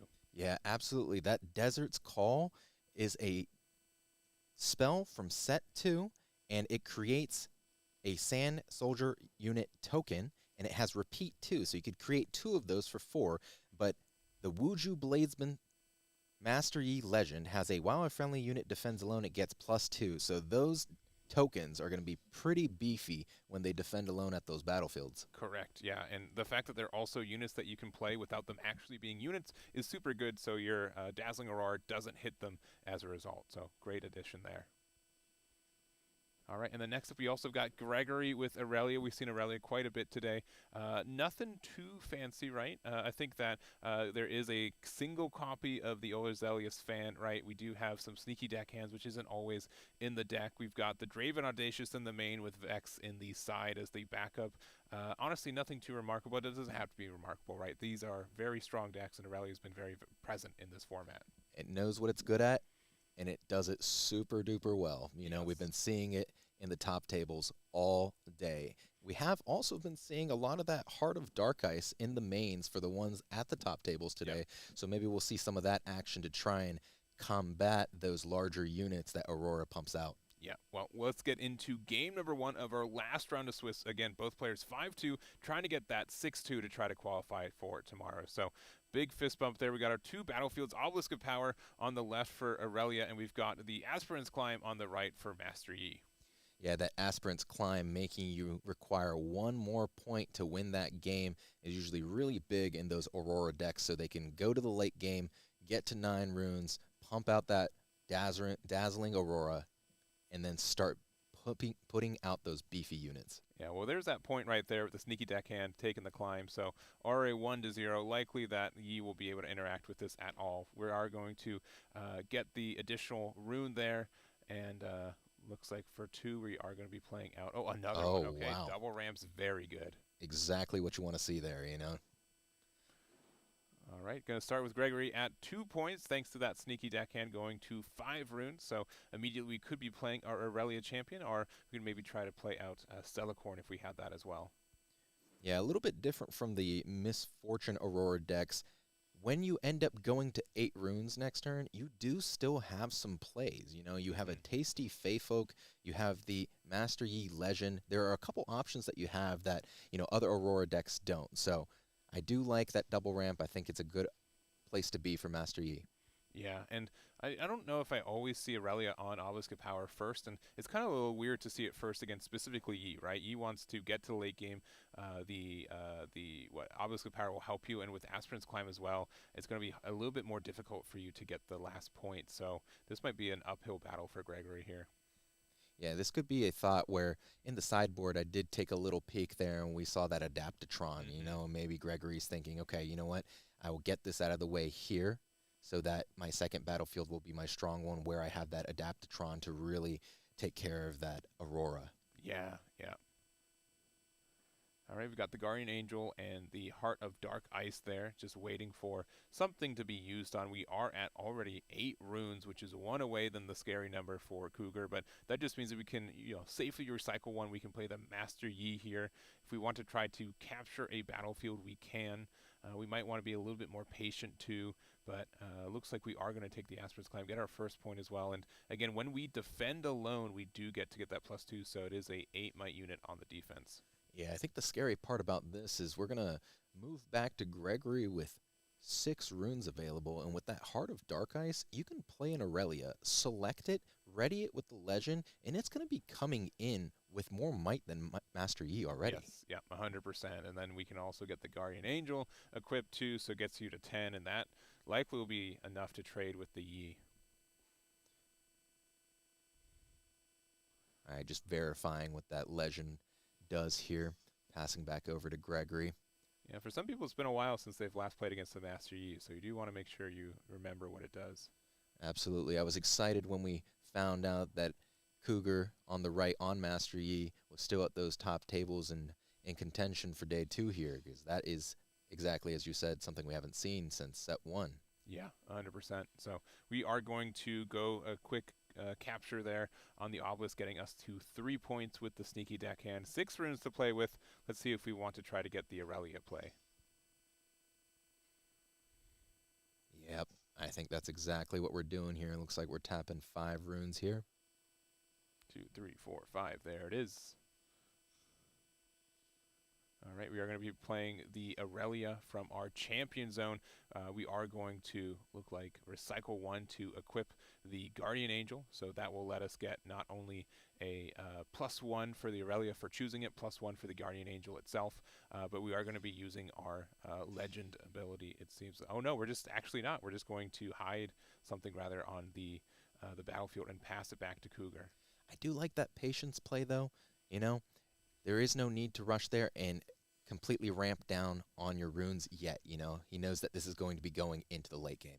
Yeah, the only fear here is that, you know, Master Yi also does have ganking, right? So we could just push over to the other battlefield pretty easily. Yeah, 100%. Oh, and we're going to use the charm. Gonna have to pay that deflect cost there. Make sure to recycle another rune. Yeah. And since the mechanics of charm, we are technically the attacker as Aurelia, so Yi is the defender, and currently it's going to be 8-5. Yeah, that's why this legend was so good in set 1. It could just get so beefy when it's at the battlefield alone. See if Gregory has any combat tricks here. Yeah, only 1 open. I mean, we could have the signature spell. Yes, which we do. We do have the Blade Dance there. So for 1 and recycling 1, do we have the Defy? I think we do. Yeah, not so. because it does target your own thing. Yes, yeah, as well. Correct. That's correct. The -2 portion. Yeah, because you do have to target on activation. Weirdly enough, if you gave the -2 the sneaky deckhand, I guess I think I'd have to reread Not So Fast, but since they did choose the Master Yi, yeah, the Not So Fast is there, and I don't know if they're going to have any way to interact with this anymore. Yeah, I like that patience play, right, where it was saying I do want to keep the 1 Dawn up and make sure that that's available for some combat tricks here. But Cougar just had the Not So Fast, and that is the answer. Yep, and so we started at that battlefield, so we don't get an extra point from it, but we do proc the Guardian Angel there, so that does get removed from the Aurelia. Yeah, getting that Guardian Angel out of the way early game is going to be really important here.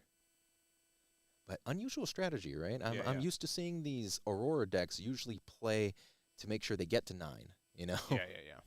And we are going to proc the Zanyas there. We're going to move it over there, and we're just going to fight or flight it back. All right.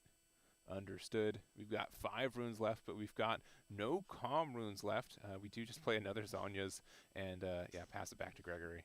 And Cougar's saying that Master Yi is here to stay. Yeah.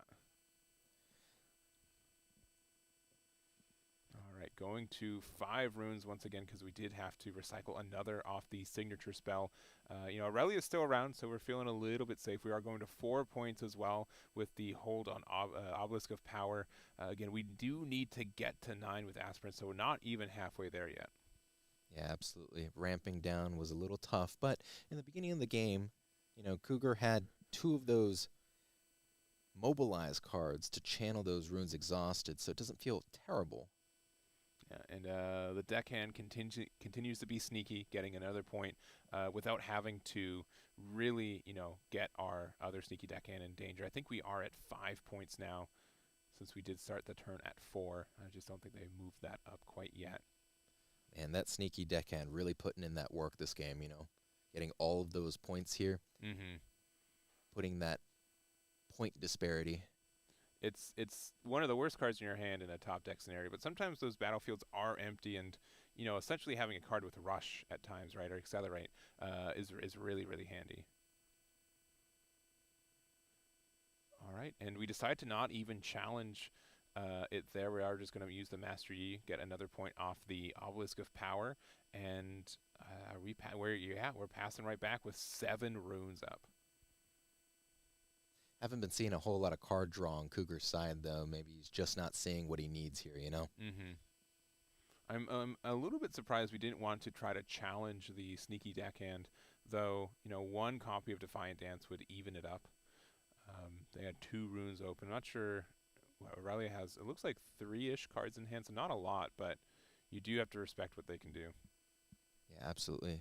And they have a lot of runes available right here. This could be a key turn to try and move things even more in their favor here. Yeah, and again, since Master Yi will be defending alone, it will be at 8 might whenever something moves up there, so it's a little extra power you have to contest with, but again, not anything too scary for an Aurelia player to actively deal with, especially since we still have that Heart of Dark Ice on the board. Yeah, exactly what I was thinking. That puts it just enough where when it re-stands at the beginning of your turn, it goes up to 5 might. You pump it with Hard Ice to 8. It was selected. It's 9. You know, that is just over the threshold of that Master Yi with its Legend ability pumping it to 8. All right, well, 7 runes. Oh, we're playing the Draven Audacious. Love this card. One of my favorite cards in the set. So if you end up winning a combat with this card, you do get to get an extra point, which in a case where the Aspirin's Climb is asking for another point, that's really strong. I will say you do have to be really respectful of a charm happening. And they're just going to pass as well, not pressuring the battlefield. And I believe we're going to 9 runes total for Cougar here. So if we do have the Aurora, this will be a perfect time to play it. Yeah, that is. I think that's exactly what Gregory was planning for, though, because if Cougar drops the Aurora here, Gregory is at 6, and that Draven is in the back. So there is a potential for him to just win the game there. I don't know if Aurora is going to be the move here. We're at 6. But yeah, with Draven, you're right. Yeah, that is still in range because we do have to get to 9. All right, just double checking how it's written as well. So additionally, if you do, if Draven does die in combat, you get the point instead. So again, something like Charm can be really, really nasty. It is a card with Deflect as well, so you do have to respect it. But immediately pushing it up there, going 6 to 8, not the worst trade, I find, to try to pressure like another Defiant Dance out of hand. Agreed, and we do have 2 Zonias just waiting in the back to save whatever unit, probably going to be that Master Yi, but there's also some combat tricks on Cougar's side. We did see a punch first in the deck list as well. That would pump that might up of that Master Yi quite significantly. For sure. Another thing to kind of mention too is that the way that the point works with Draven is that you get the point you get the point before you get the point for conquering. Yeah. So if he was at 7 points right now and just conquered the spot where Master Yi is, you don't necessarily, like if you're holding the other spot, like there are times where it doesn't actually get you the 8th point, is I guess all I'm saying. Correct. So we'd like to see Draven go in, win the combat, get the extra point, get the conquer, then Aurelia go to the other battlefield. Yes, correct. Yeah.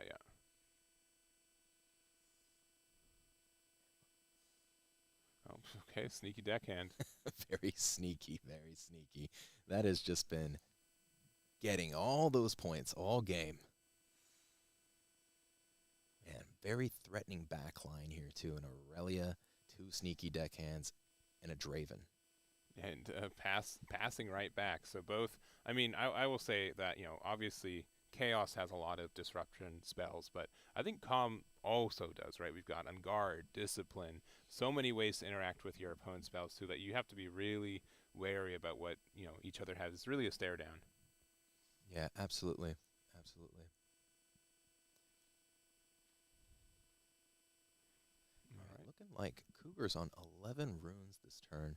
This is a tough turn. He's staring down a lot of runes still up on Gregory's side with a ton of units just in the back ready to conquer both battlefields. Yeah, and looks like we're thinking about playing something. It looks like it is for 9.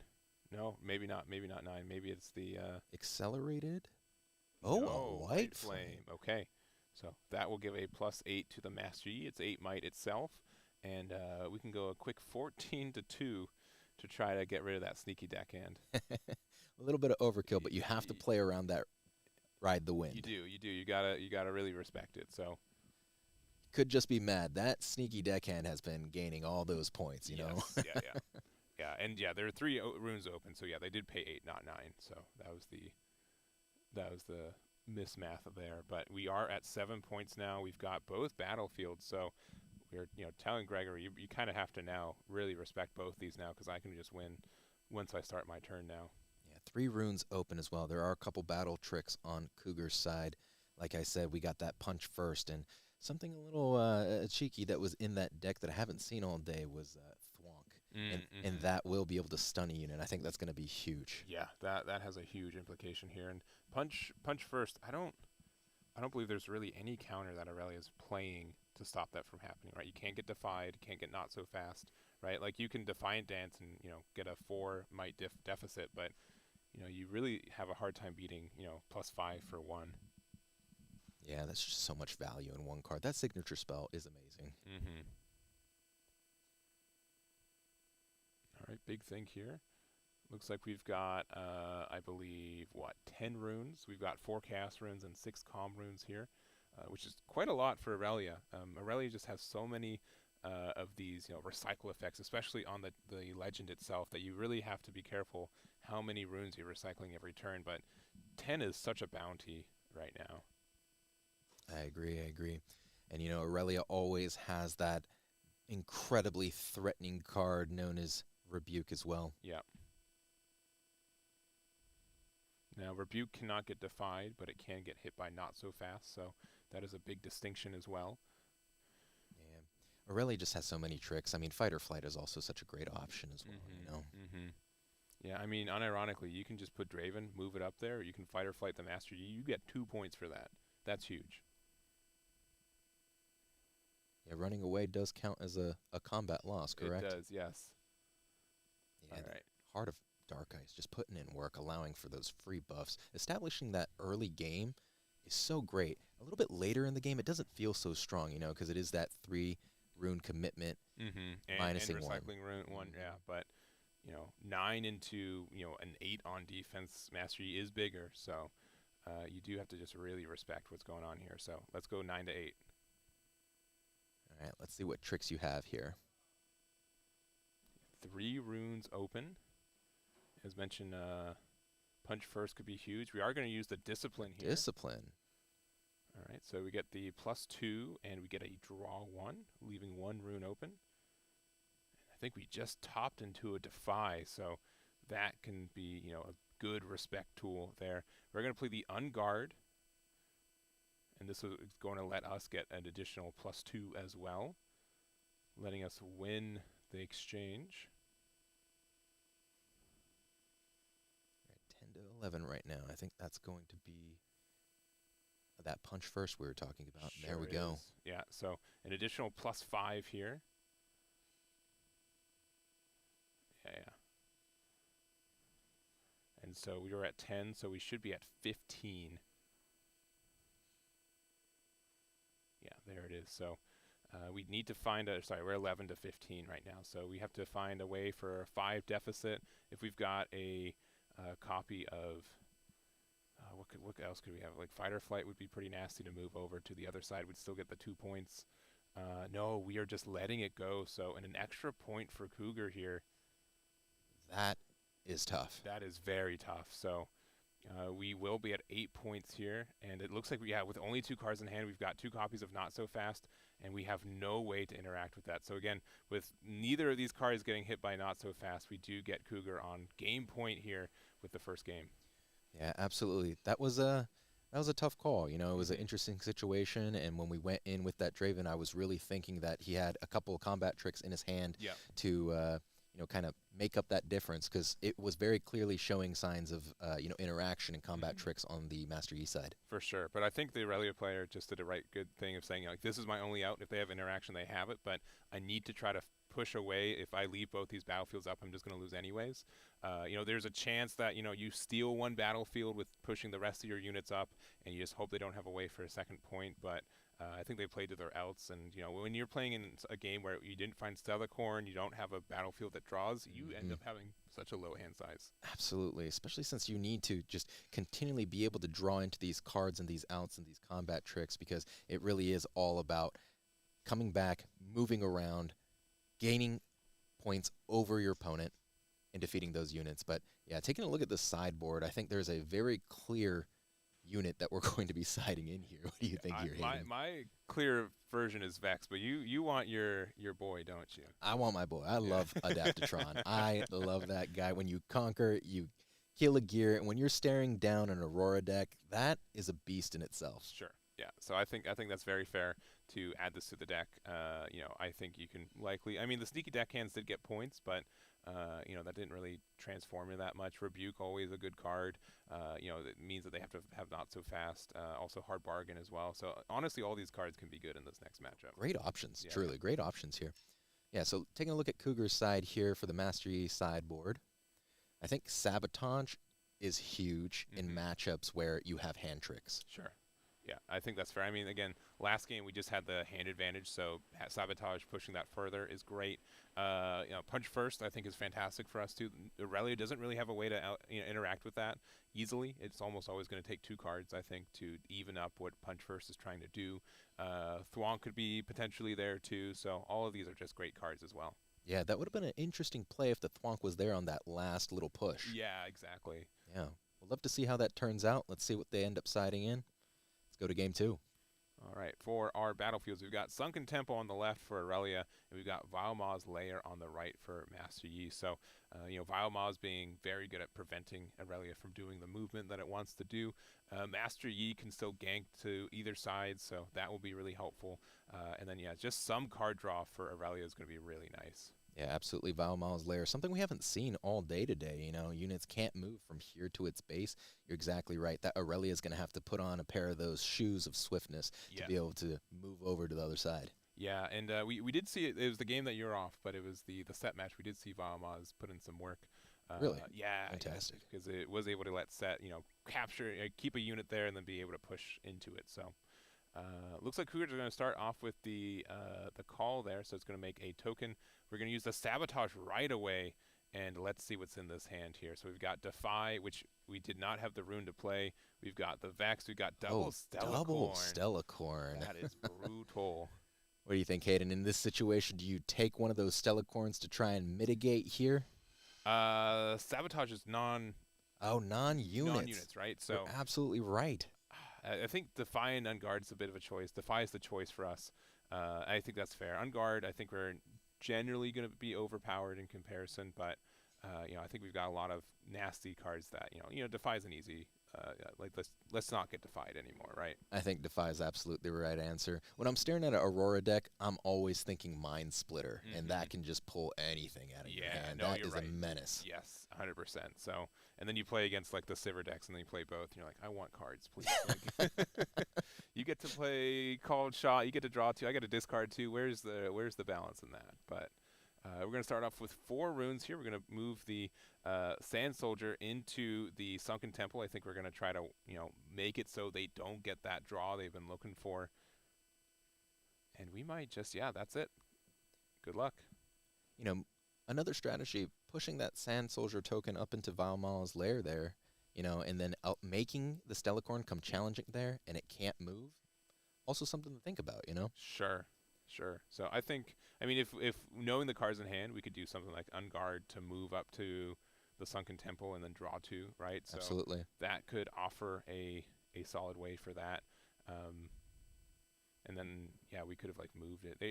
I think with knowing the Unguard was there, we make it so they don't want to interact with the temple. Gotcha. Just moving straight into it, getting that card draw. Yeah. Still 6 runes up.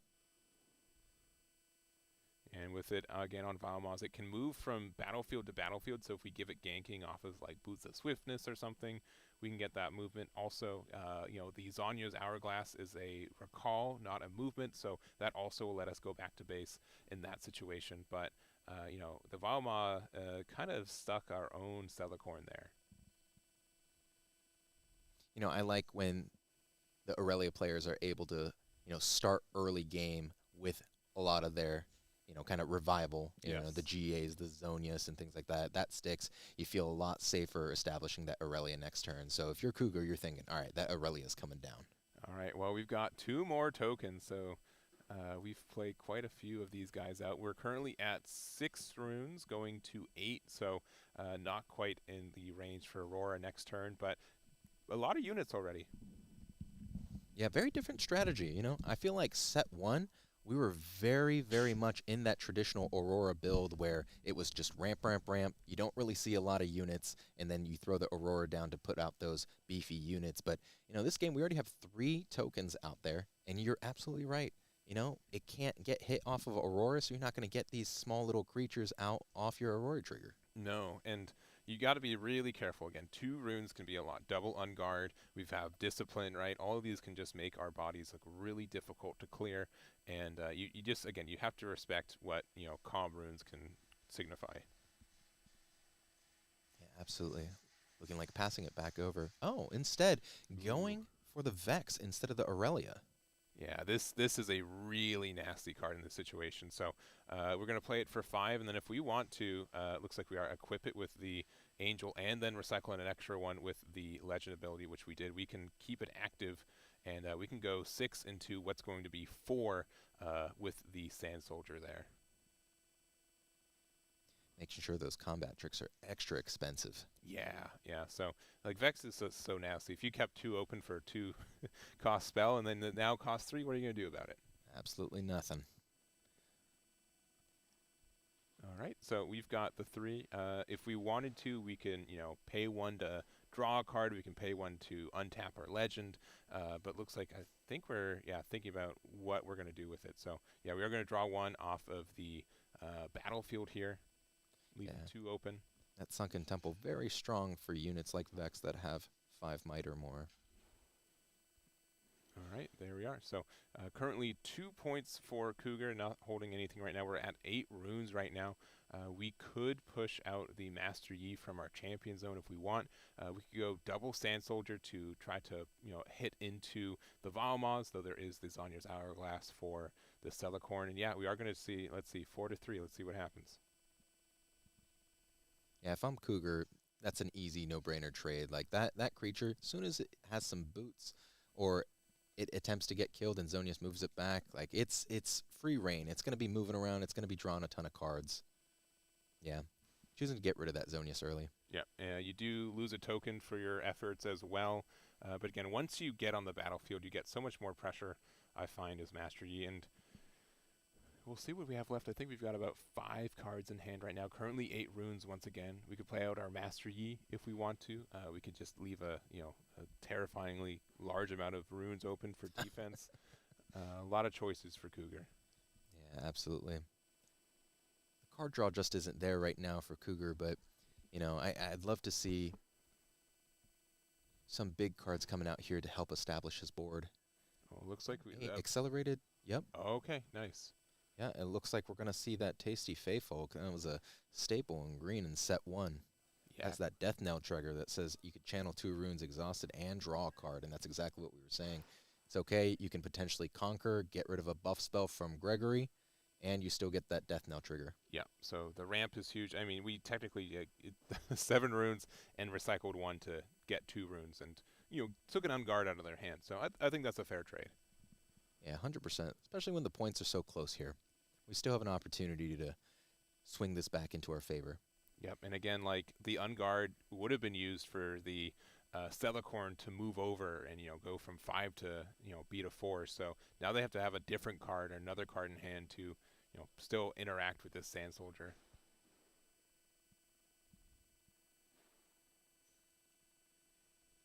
Okay, we've got 7 runes for Gregory right now. Okay, that is another card. Yeah, that Heart of Dark Ice was a solid card last game. Yep. Yeah, Pumping up the Celicorn. There we go. With no runes open for Cougar, nothing to really be afraid of either. So it'd be a 6 to 4. It'd offer another card draw from the Celicorn moving. And what a difference this game is for Gregory now that we have a Celicorn established. Yeah, that hand size differential, that's always going to be huge with the Celicorn on the board. All right, we're currently at 5 points. We're going to move the Vex back. I think that's pretty fair. Celicorn once again stuck at Vilemaz. It just got out and just ran right back into it. Back into the lair. Do you think that was an absolutely amazing choice for a battlefield for game 2? Yeah. You know, but, man, here we go. There's that second Stellacorn that we saw earlier in the game. Yeah, so not really afraid of what's, pending on the other side. I'm trying to think of, like, the best way to punish this. Maybe if we had, like, a charm, right? We could Master Yi, get some points for attacking over the Stellacorn, charm maybe the Vex over, lose the GA, but Yeah. I don't Looking know. like, is that 11 runes over there? Yeah, I believe we're at we're at 11 runes because we ended the turn at 9, and then we've got 11 runes now. So it looks like That's we're 9. Yeah, that and is 2 9. orange back. Is that Aurora? That is. Yep. Looking like Aurora's coming down here. So there are some good hits. I think the best one would be probably the Dead Plume Predator, right? Yeah, that would be a very solid hit here. Pushing it right into that Stellacorn. Basically, Oh, there exactly it is. as you said. But it is a choice. It's a May trigger. Yes. Choosing to put it at Vilemaz lair. Yeah, so that gets us the point. It eats up that big old Stellacorn there. It gives us an extra point, and now we just wait for the defense. So again, it does have a copy of Deflect. It is 10 might on defense by itself with Master Yi's effect, and the biggest thing is that we finally developed the Aurora, which we couldn't do that last game. This is where I'd like to see my boy Adaptatron making an appearance, you know? I'm sure you would. I mean, it's a good timing for it, right? We've got an empty battlefield for an easy conquer. We do have to still respect the Dead Bloom, but we're also just ahead ourselves, so not too bad. Looking like Gregory has I think I saw about 5 cards in his hand. Yeah. I think we drew like 3 cards off Stellacorn, so that does help a lot, and we have the chance to draw another one. All right, let's take a look at this rune sorting here. Those are the boots. That's what we wanted to see. I mean, by itself, we can put that on the Vex here, get the +2. Okay, looks like there's a little bit of a discussion happening about the boots right now. Oh, there's going to be a reaction to the boots being played. We are going to discipline on it being played. So this is super heads up. The point is to do it before Vex is there, so we get it in. So we will be a big 14 there on defense. Yeah, on the attachment there for sure. It gets attached now. It's at a big 8, and we still have that Heart of Dark Ice ready to tap and beef it up if it needs. Yep. Yeah. So 8 + 3 is 11, plus another 3. So even if it takes 14 to 12, I think we do that trade. All right, going into that Dead Bloom. Yeah, and we want to have Vex in combat, so we have on guard. Once again, if it's disciplined, it'd cost 1 less, so that's important. And we are going to use our legend ability to, I believe, reactivate our Vex potentially, because we did recycle 1. Yeah, there it is. Yep, okay. there we go. Okay.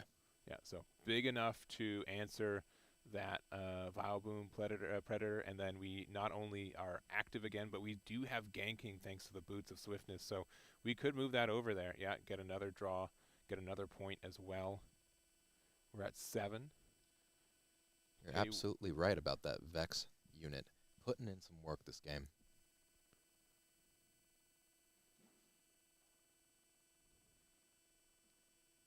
All right, last choice, where we want to move the vial. Like, do we put Celicorn back in the lair once again? Oh, we're passing, we're leaving it up. So I think there could be some potential move it to the lair, just meaning you have to clear both, which I think he is not the best at doing. It'd have to be like another Vialmaw off the top and like Master Yi attacked into something, but we did also hide something at the Sunken Temple here. 3 runes open. Going to be really tough for Cougar to, not lose, let alone win at this spot. Yeah, it's a tough situation. But you're absolutely right. I think that Master Yi is coming out.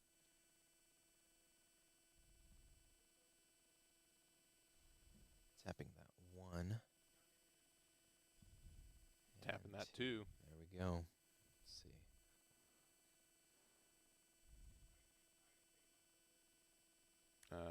Oh, okay. For the I punch see. first. Yeah. I see. Using that before it chooses to go into that combat with Vex, I assume. Yeah, so we do have one floating rune. So it's going to be 11 to 5 plus 3, so 8. Yeah, fight or flight back. Do we got the not so fast? Do we have the defy? Thinking about it. Still got that one floating as well. That's true, yeah, because you got to recycle another one. Yeah, recycling 2. We've got the Oof. defy. The taxes on that defy. It's yeah. So this is the difference with Vex, especially in a deck like this that wants to ride the wind. And moving right on over. And you get to do that for 1 with no recycle. Yeah, super free card. Are you big enough for? I mean, you don't get the final point on that. There could have been like a choice where you found Biomoz to at least trade with it, but I understand going to the game 3. Yeah, are you talking about the Dead Bloom Predator potentially coming out off Yeah. that Aurora and challenging right. for 8, correct? Correct. Yeah. So it'd be 8 to 8, right? So they could have had one more point there, but or at least given them a chance for it. But we only probably had 1 or 2 left in the deck. Yeah, absolutely. There's no guarantee, There's right? no guarantee. There are a lot of cards that missed off of it. So and even then, like if they had just another buff or anything, then you lost anyways. So. Correct. Yeah, because it does, when it comes out onto that battlefield, obviously starting a showdown, you can activate reactions and stuff to that. Yeah, and you're the attacker too, so you don't even get the +2 on defense. So even with the trade, I think it'd be really tough to answer that. So we are going to go to game 3. Once again, both these players are X2. They're trying to get to the top 16. They're trying to get into tomorrow's event, and so they got to get this W if they really want to get there. Yeah, absolutely. Excited for game 3. Yes, 100%. So, we're going to go there right now, and let's see what we've got. We've got one more battlefield each that we haven't seen quite yet. And let's see what their choices are. We've seen a good variety, right? We've seen Aspirant's Climb. We've seen the Dreaming Tree, I believe. We've seen Sunken Temple. And what else have we seen? And the Biomoz Lair. So, yeah, and this is going to be an interesting game because we do have the Obelisk of Power allowing that Master Yi to ramp up a little bit quicker. Yeah. But Dreaming Tree, I think, is Aurelia's strongest battlefield. Yeah, I agree. And a lot of decks just I think Obelisk of Power is probably one of the most played battlefields right now, right? Absolutely. So many decks are playing it, so many ways to get the advantage. We're playing the Find Your Center. It's going to be a draw 1, ramp 1, so being able to get to 4 already, which Gregory is just starting their first turn at as well. Awesome. That's going to put him on evens here, so we'll end up going up to 6 next. Passing back over on 4 here. This could be that sneaky deckhand, very sneaky, moving up into the northern battlefield here, scoring that point.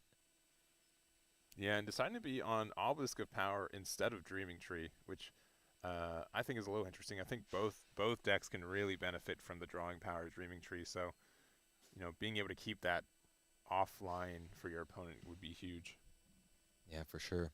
Going over into 6, looks like this might be a Catalyst of Aeons. There we go. Yeah. Exactly what you want to see. You're going to ramp 2 more there, and then next turn, that Aurora is live. Well, let's and we are going to play the call there. So we're going to play a token, and Cougar's really set up for an Aurora if we find it, right? If we find it, that's right.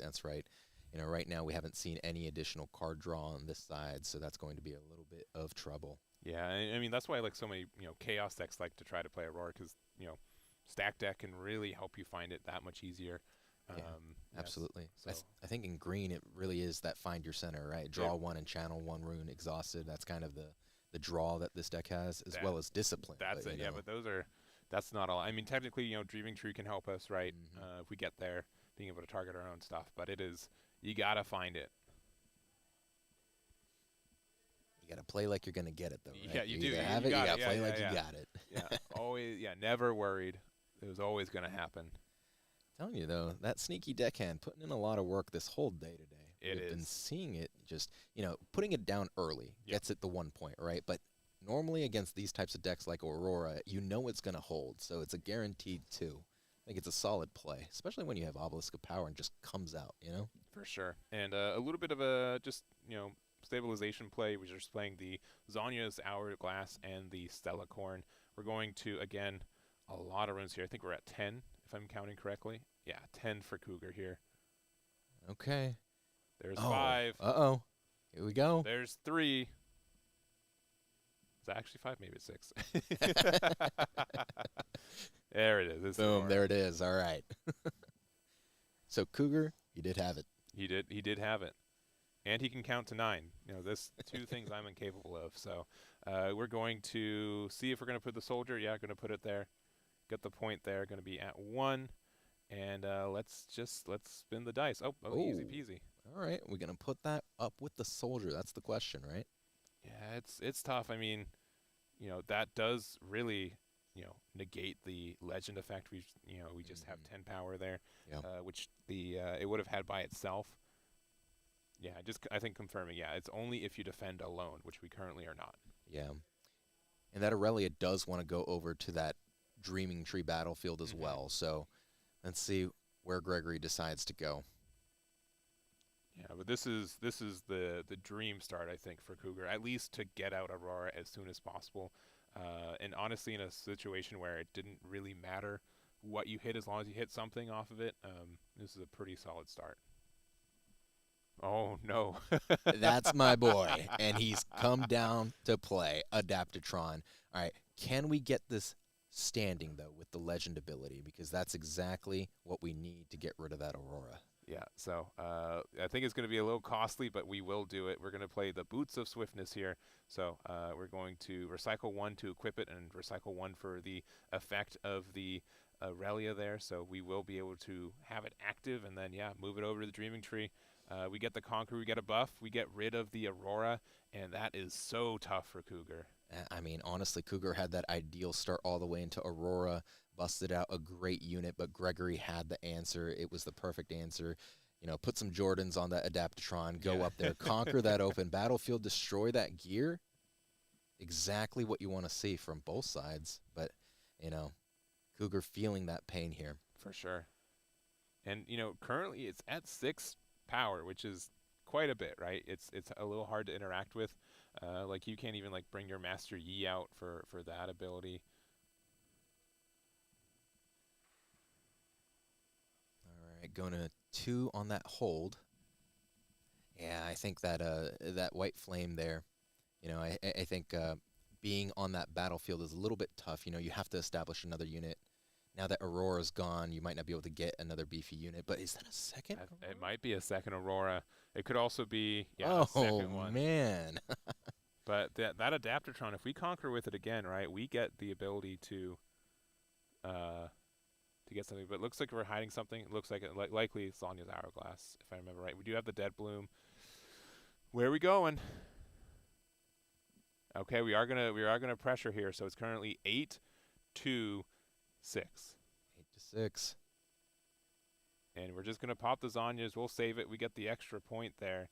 Oh, no. Okay. But that just means Adaptatron's tough. live once again. Yeah. That's a tough trade with that Zonius in the back. Did not die.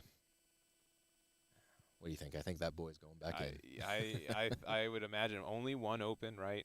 The Deathbloom is a 10 might on defense. I don't know. If we got Rebuke, though, I'm paying that deflect cost. We're getting that out of there. Oh, yeah, 100%. Just getting rid of that Aurora once again is so worth it. And again, that's Dreaming Tree, right? Yeah. Now, we do have 1 rune up on Cougar's side, though. So, you know, if it's just combat tricks, we may have something else up our sleeves as well, you know? Yeah. The Adaptatron is currently at 6 might because we are buffed. We've got the +3 from the boots there. You know, technically we could push everything up and it would be 11 to 10. The issue is that obviously you get rid of the Adaptatron so the 1 conquering effect wouldn't occur, but you know, chances are I think we are actually getting rid of that battlefield. Only other issue is that with Zonya's there, we're likely keeping the Dead Bloom around. All right, let's see. We're probably going to have some battle tricks here. Yeah, so currently it's going to be 6 to 10. Thanks to the Master Yi effect. Yeah, thanks for the +2. Oh. All right, it's going to be 8 to 8. Evening things out there. Such a value card, Yeah, that Defiant Dance. and we did draw. We should be able to draw off the Dreaming Tree from targeting our own thing. All right, we're going to react with Zanyos. That's fair. That is going to be a conquer, though, if it does lose. Yeah. I'm not sure if Gregory drew off the Dreaming Tree either. We are going to play Discipline, so card drawing's happening regardless. The floated one earlier for that deflect. Okay. Yep. Okay, we're There we choosing go. that one for, okay. Yeah, because I don't think we chose it for Dreaming Tree from the Defiant. So we will save the Dead Bloom, but luckily, I'm going to assume that's how it works. I had a thought, like, what happens first? Does it die, or does the conquering happen first? Well, it didn't die, right? So it got backed out. Yeah. Well, just because, like, I was wondering if you conquer first before Zanya's activates, because you can get rid of Zanya's. Oh, I see what you're saying. I see what you're saying. I believe that's the correct one. Yes, too. Yeah. yes. So. Yeah, because it would proc in the wrong order then, right? Yeah, if it's not that way, yeah. So looks like we're gonna fight or flight this back, and it was active. So this Adaptatron has fully adapted to this game. Just taking down names here, getting rid of 2 copies of Dazzling Aurora, and it can have a 3rd in its sights depending on what Cougar plays. Yeah, this is a tough situation to be in right here. That Adaptatron just flying all over the board here. Battlefield to battlefield, getting buffed up, conquering, destroying gears. It's putting in a lot of work, and, you know, we haven't even seen that Stellacorn draw that card that turn, you know? No, it's just been watching all this movement from the Adaptatron there. Oh, man. All right, we're at, I believe, 9 runes now. Back at 9, yeah. Is this the 3rd Aurora? Could oh, no be. way. No. Okay. No, okay. Yeah, it looks like a 2nd Dead Bloom, I'm guessing then. Right, yeah, there we go. All right, currently 8-6, 1 rune open. Got 2 cards in Gregory's hand here, 3 runes up. May have some battle tricks here. Yeah. But I'll tell you what, even if that Adaptatron dies, it has put in so much value already. It is one in our hearts for sure. So 1 open can represent either an guard or a punch first. So, you know, if you Defiant Dance, that can happen. But you know what, Adaptatron, you were a good boy. You did the job. You casually ate, 18 Cost, right? Cost of cards. Yeah, you can take a nap here. So we go to 5. We go to 5 with the 2nd Dead Bloom there. You know, these are now 10 might units with deflect, so a little bit difficult to interact with. But we still haven't used our Aurelia yet. Oh, interesting. I don't know why we're moving the soldier there. Again, like when we only get the benefit for defending alone, it is a little surprising. All right, so we've got 7 here. There could be a really nice Aurelia play since we still have another champion zone to play it out and get the movement started. Yeah, putting the boots on will bring her up to 8. Mm-hmm. You can even just equip the boots to... equipping the boots to something on board will only give us a 7, so we still need a little bit of extra oomph. Yeah, so we got she comes out 4. We add 2 with the boots to 6.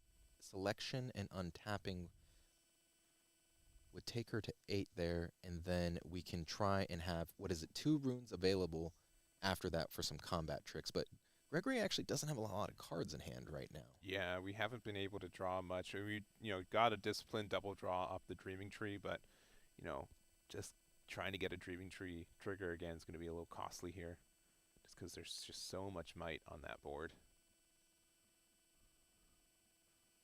All right, looks like we are going to play 5. Yep, that might be that Aurelia play. Yeah, sure is. All right. This is going to be very telling of what's in Greg's hand here. It might just be, let's equip boots and push up with Stellacorn as well. We might need the double draw. Yeah, that hold, if both of those units end up staying on those battlefields on Cougar's side, holding up to 7 is going to be a big move here.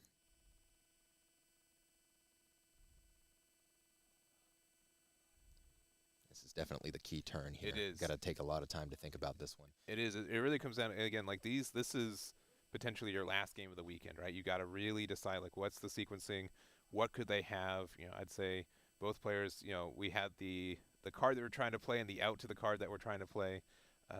Right now we're at what is it? 6 plus 2, so 8 for this Aurelia. Moving with the Stellacorn could get you 11 to contest either one of these battlefields, but when the point totals are so close, the might totals are so close, it is, every card you play ends up making a difference. I think that question's going to end up being, hey, that one rune that's standing, is it punch first? Mm-hmm. So we've got 5 plus, again, 8, so 13 to 10 right now.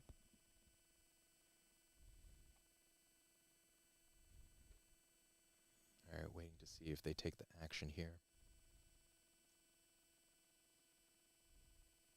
Yeah, there's also still Master Yi's hanging out in the champion zone. Unironically, even if they get the point, I'm kind of okay just getting rid of their Aurelia forever, right? Like this is, there's so many games where I can never remove my opponent's Aurelia. Yeah, let's go for it. That's fine. Yeah. So we get 10 out of there. So we get rid of I think just the Aurelia. Is that right? Because the Aurelia was at 8. I think we could have gotten rid of the sneaky sneaky deckhand, right? Deckhand as well, right? If we're doing the math right, because it's 2 plus 4 plus 2. So, yeah, I think it'd be 8 to 10. Yeah, we could have taken the sneaky deckhand, I think, with us. Yeah, game 3, 10 minutes left. This is going to be key turns finishing up here right now. Yeah, so 6 points apiece. Deadbloom still doing the work. Okay, moving right back. Is that tasty Feyfolk? I think accelerated. It is, yes. Absolutely. We're going to accelerate it over. 6-2, currently 5.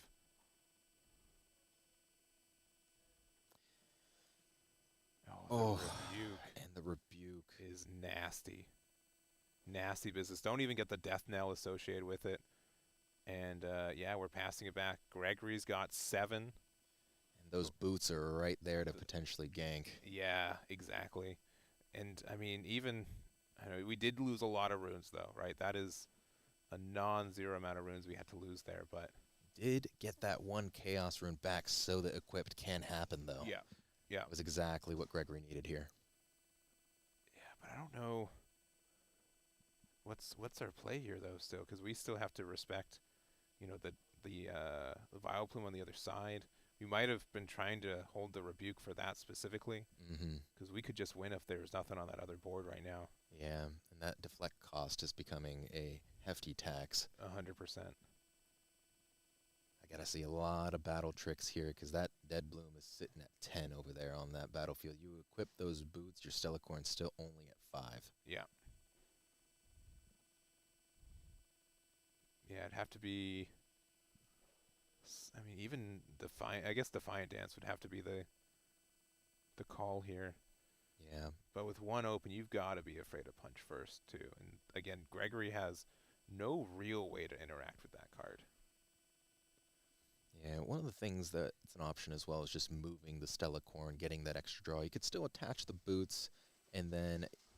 Oh, is that legend ability? He didn't use the legend ability yet, no, right? Yeah, it's just not untapped yet. I was going to say, we could move that, see what that draw is, attach the boots, restand it, float some runes here, see what we end up getting into. Yeah, there's also the chance, like, let's say we have an on guard right now. We could play on guard right now, too, to get the card draw while we're still at Dreaming Tree. Also, unironically, we're not, like, losing this turn either. So, I mean, we can just say, I think I'm going to defend at 8. Yeah. And this is my best chance. Especially since you end up on that Dreaming Tree as well. If you have some battle tricks to beef it up, you'll draw that extra card, potentially getting some more here. Because, I feel as though if we do pass, that Master Yi is going to hit the board. Sure. And it enters ready. So we do have a way to potentially move through here. But that's fine because it's only at 6 currently. The Stellacorn is, it's 8 on that. You're asking for, some specific cards, and we can still have our own Defiant Dance and everything on the other side, so.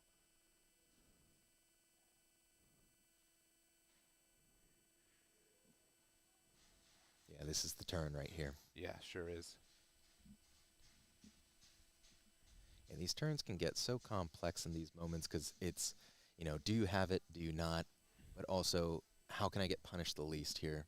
How can I increase my odds to get the cards that I need to deal with this board state? But I think, yeah, you were right. We're just going to sit here, big body on the other battlefield. Cougar going to 7 here. And if Gregory can hold, that's the game. Yeah, so currently 7 points to what? 7. We need to get our 8th point here for Cougar, or get rid of cards on that battlefield, which we don't have a fantastic way to do. I mean, we could have Charm. Charm could be a way to interact with this. Charm is big. Double Charm would be very scary. Move both things back, and then you could Master Yi into it. A lot of plays, and the fact that also Gregory doesn't have any like Chaos runes up is a little telling too. But it looks like, are we playing again the Accelerate? Tasty? Yeah. That is a tasty. Okay. Well, I'm surprised at this a little bit, just because it is, I think a little bit weaker than Master Yi for 1 extra rune.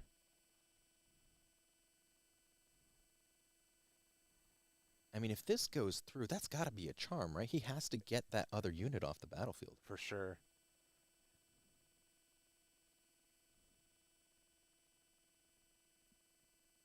Yeah, okay, so currently it's 8-6.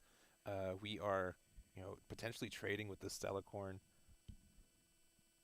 and then just leaving the sneaky deckhand to be sneaky for another day. Yeah, I think Gregory's thinking, what can happen here? What is the oh, no, getting rid of the boots instead of the GA? Yeah, there we go. All right. Keep those shoes on, Stellacorn. Yeah. Okay, paying 2. There we Charm, go. It's got to be the charm, yep. Yeah. Oh! We got the Defy. Do He we have has the Defied for the Defy? We do. Oh, okay. Triple Defy. Come Can on. we keep going? Give me the Triple Defy. Come on. We can also hit them with a Not So Fast. I don't know if he has it. That's 2 cards. Okay. Yep. Yeah. There's the Defy for the Defy. All right. Moving it over. Sneaky Deckhand does not win that combat. Absolutely not. But not sneaky enough. No. Getting charmed over there, getting hit by that dead bloom predator. yeah. I believe we should be at 7 points for Cougar as well. I believe so, yes. Yeah. So it's 7-7. Gregory needs to remove that Valmov from there. So He is tapped out, though. So if that Stellacorn on that draw got any battle tricks and it's selected, it could potentially gank over there. Yeah. And this could be game. So that offered 2 draws for us. If we have Fight or Flight, we move it back, and we target with anything, restand with the Aurelia. 4 is just enough runes right now for us to be able to do something. We're up at 5. We need to at least be over 10. That dead bloom predator is sitting at 8 with the Master Yi legend beefing it up to 10. Cougar completely tapped out. I think Gregory has 3 cards in hand now. Yeah.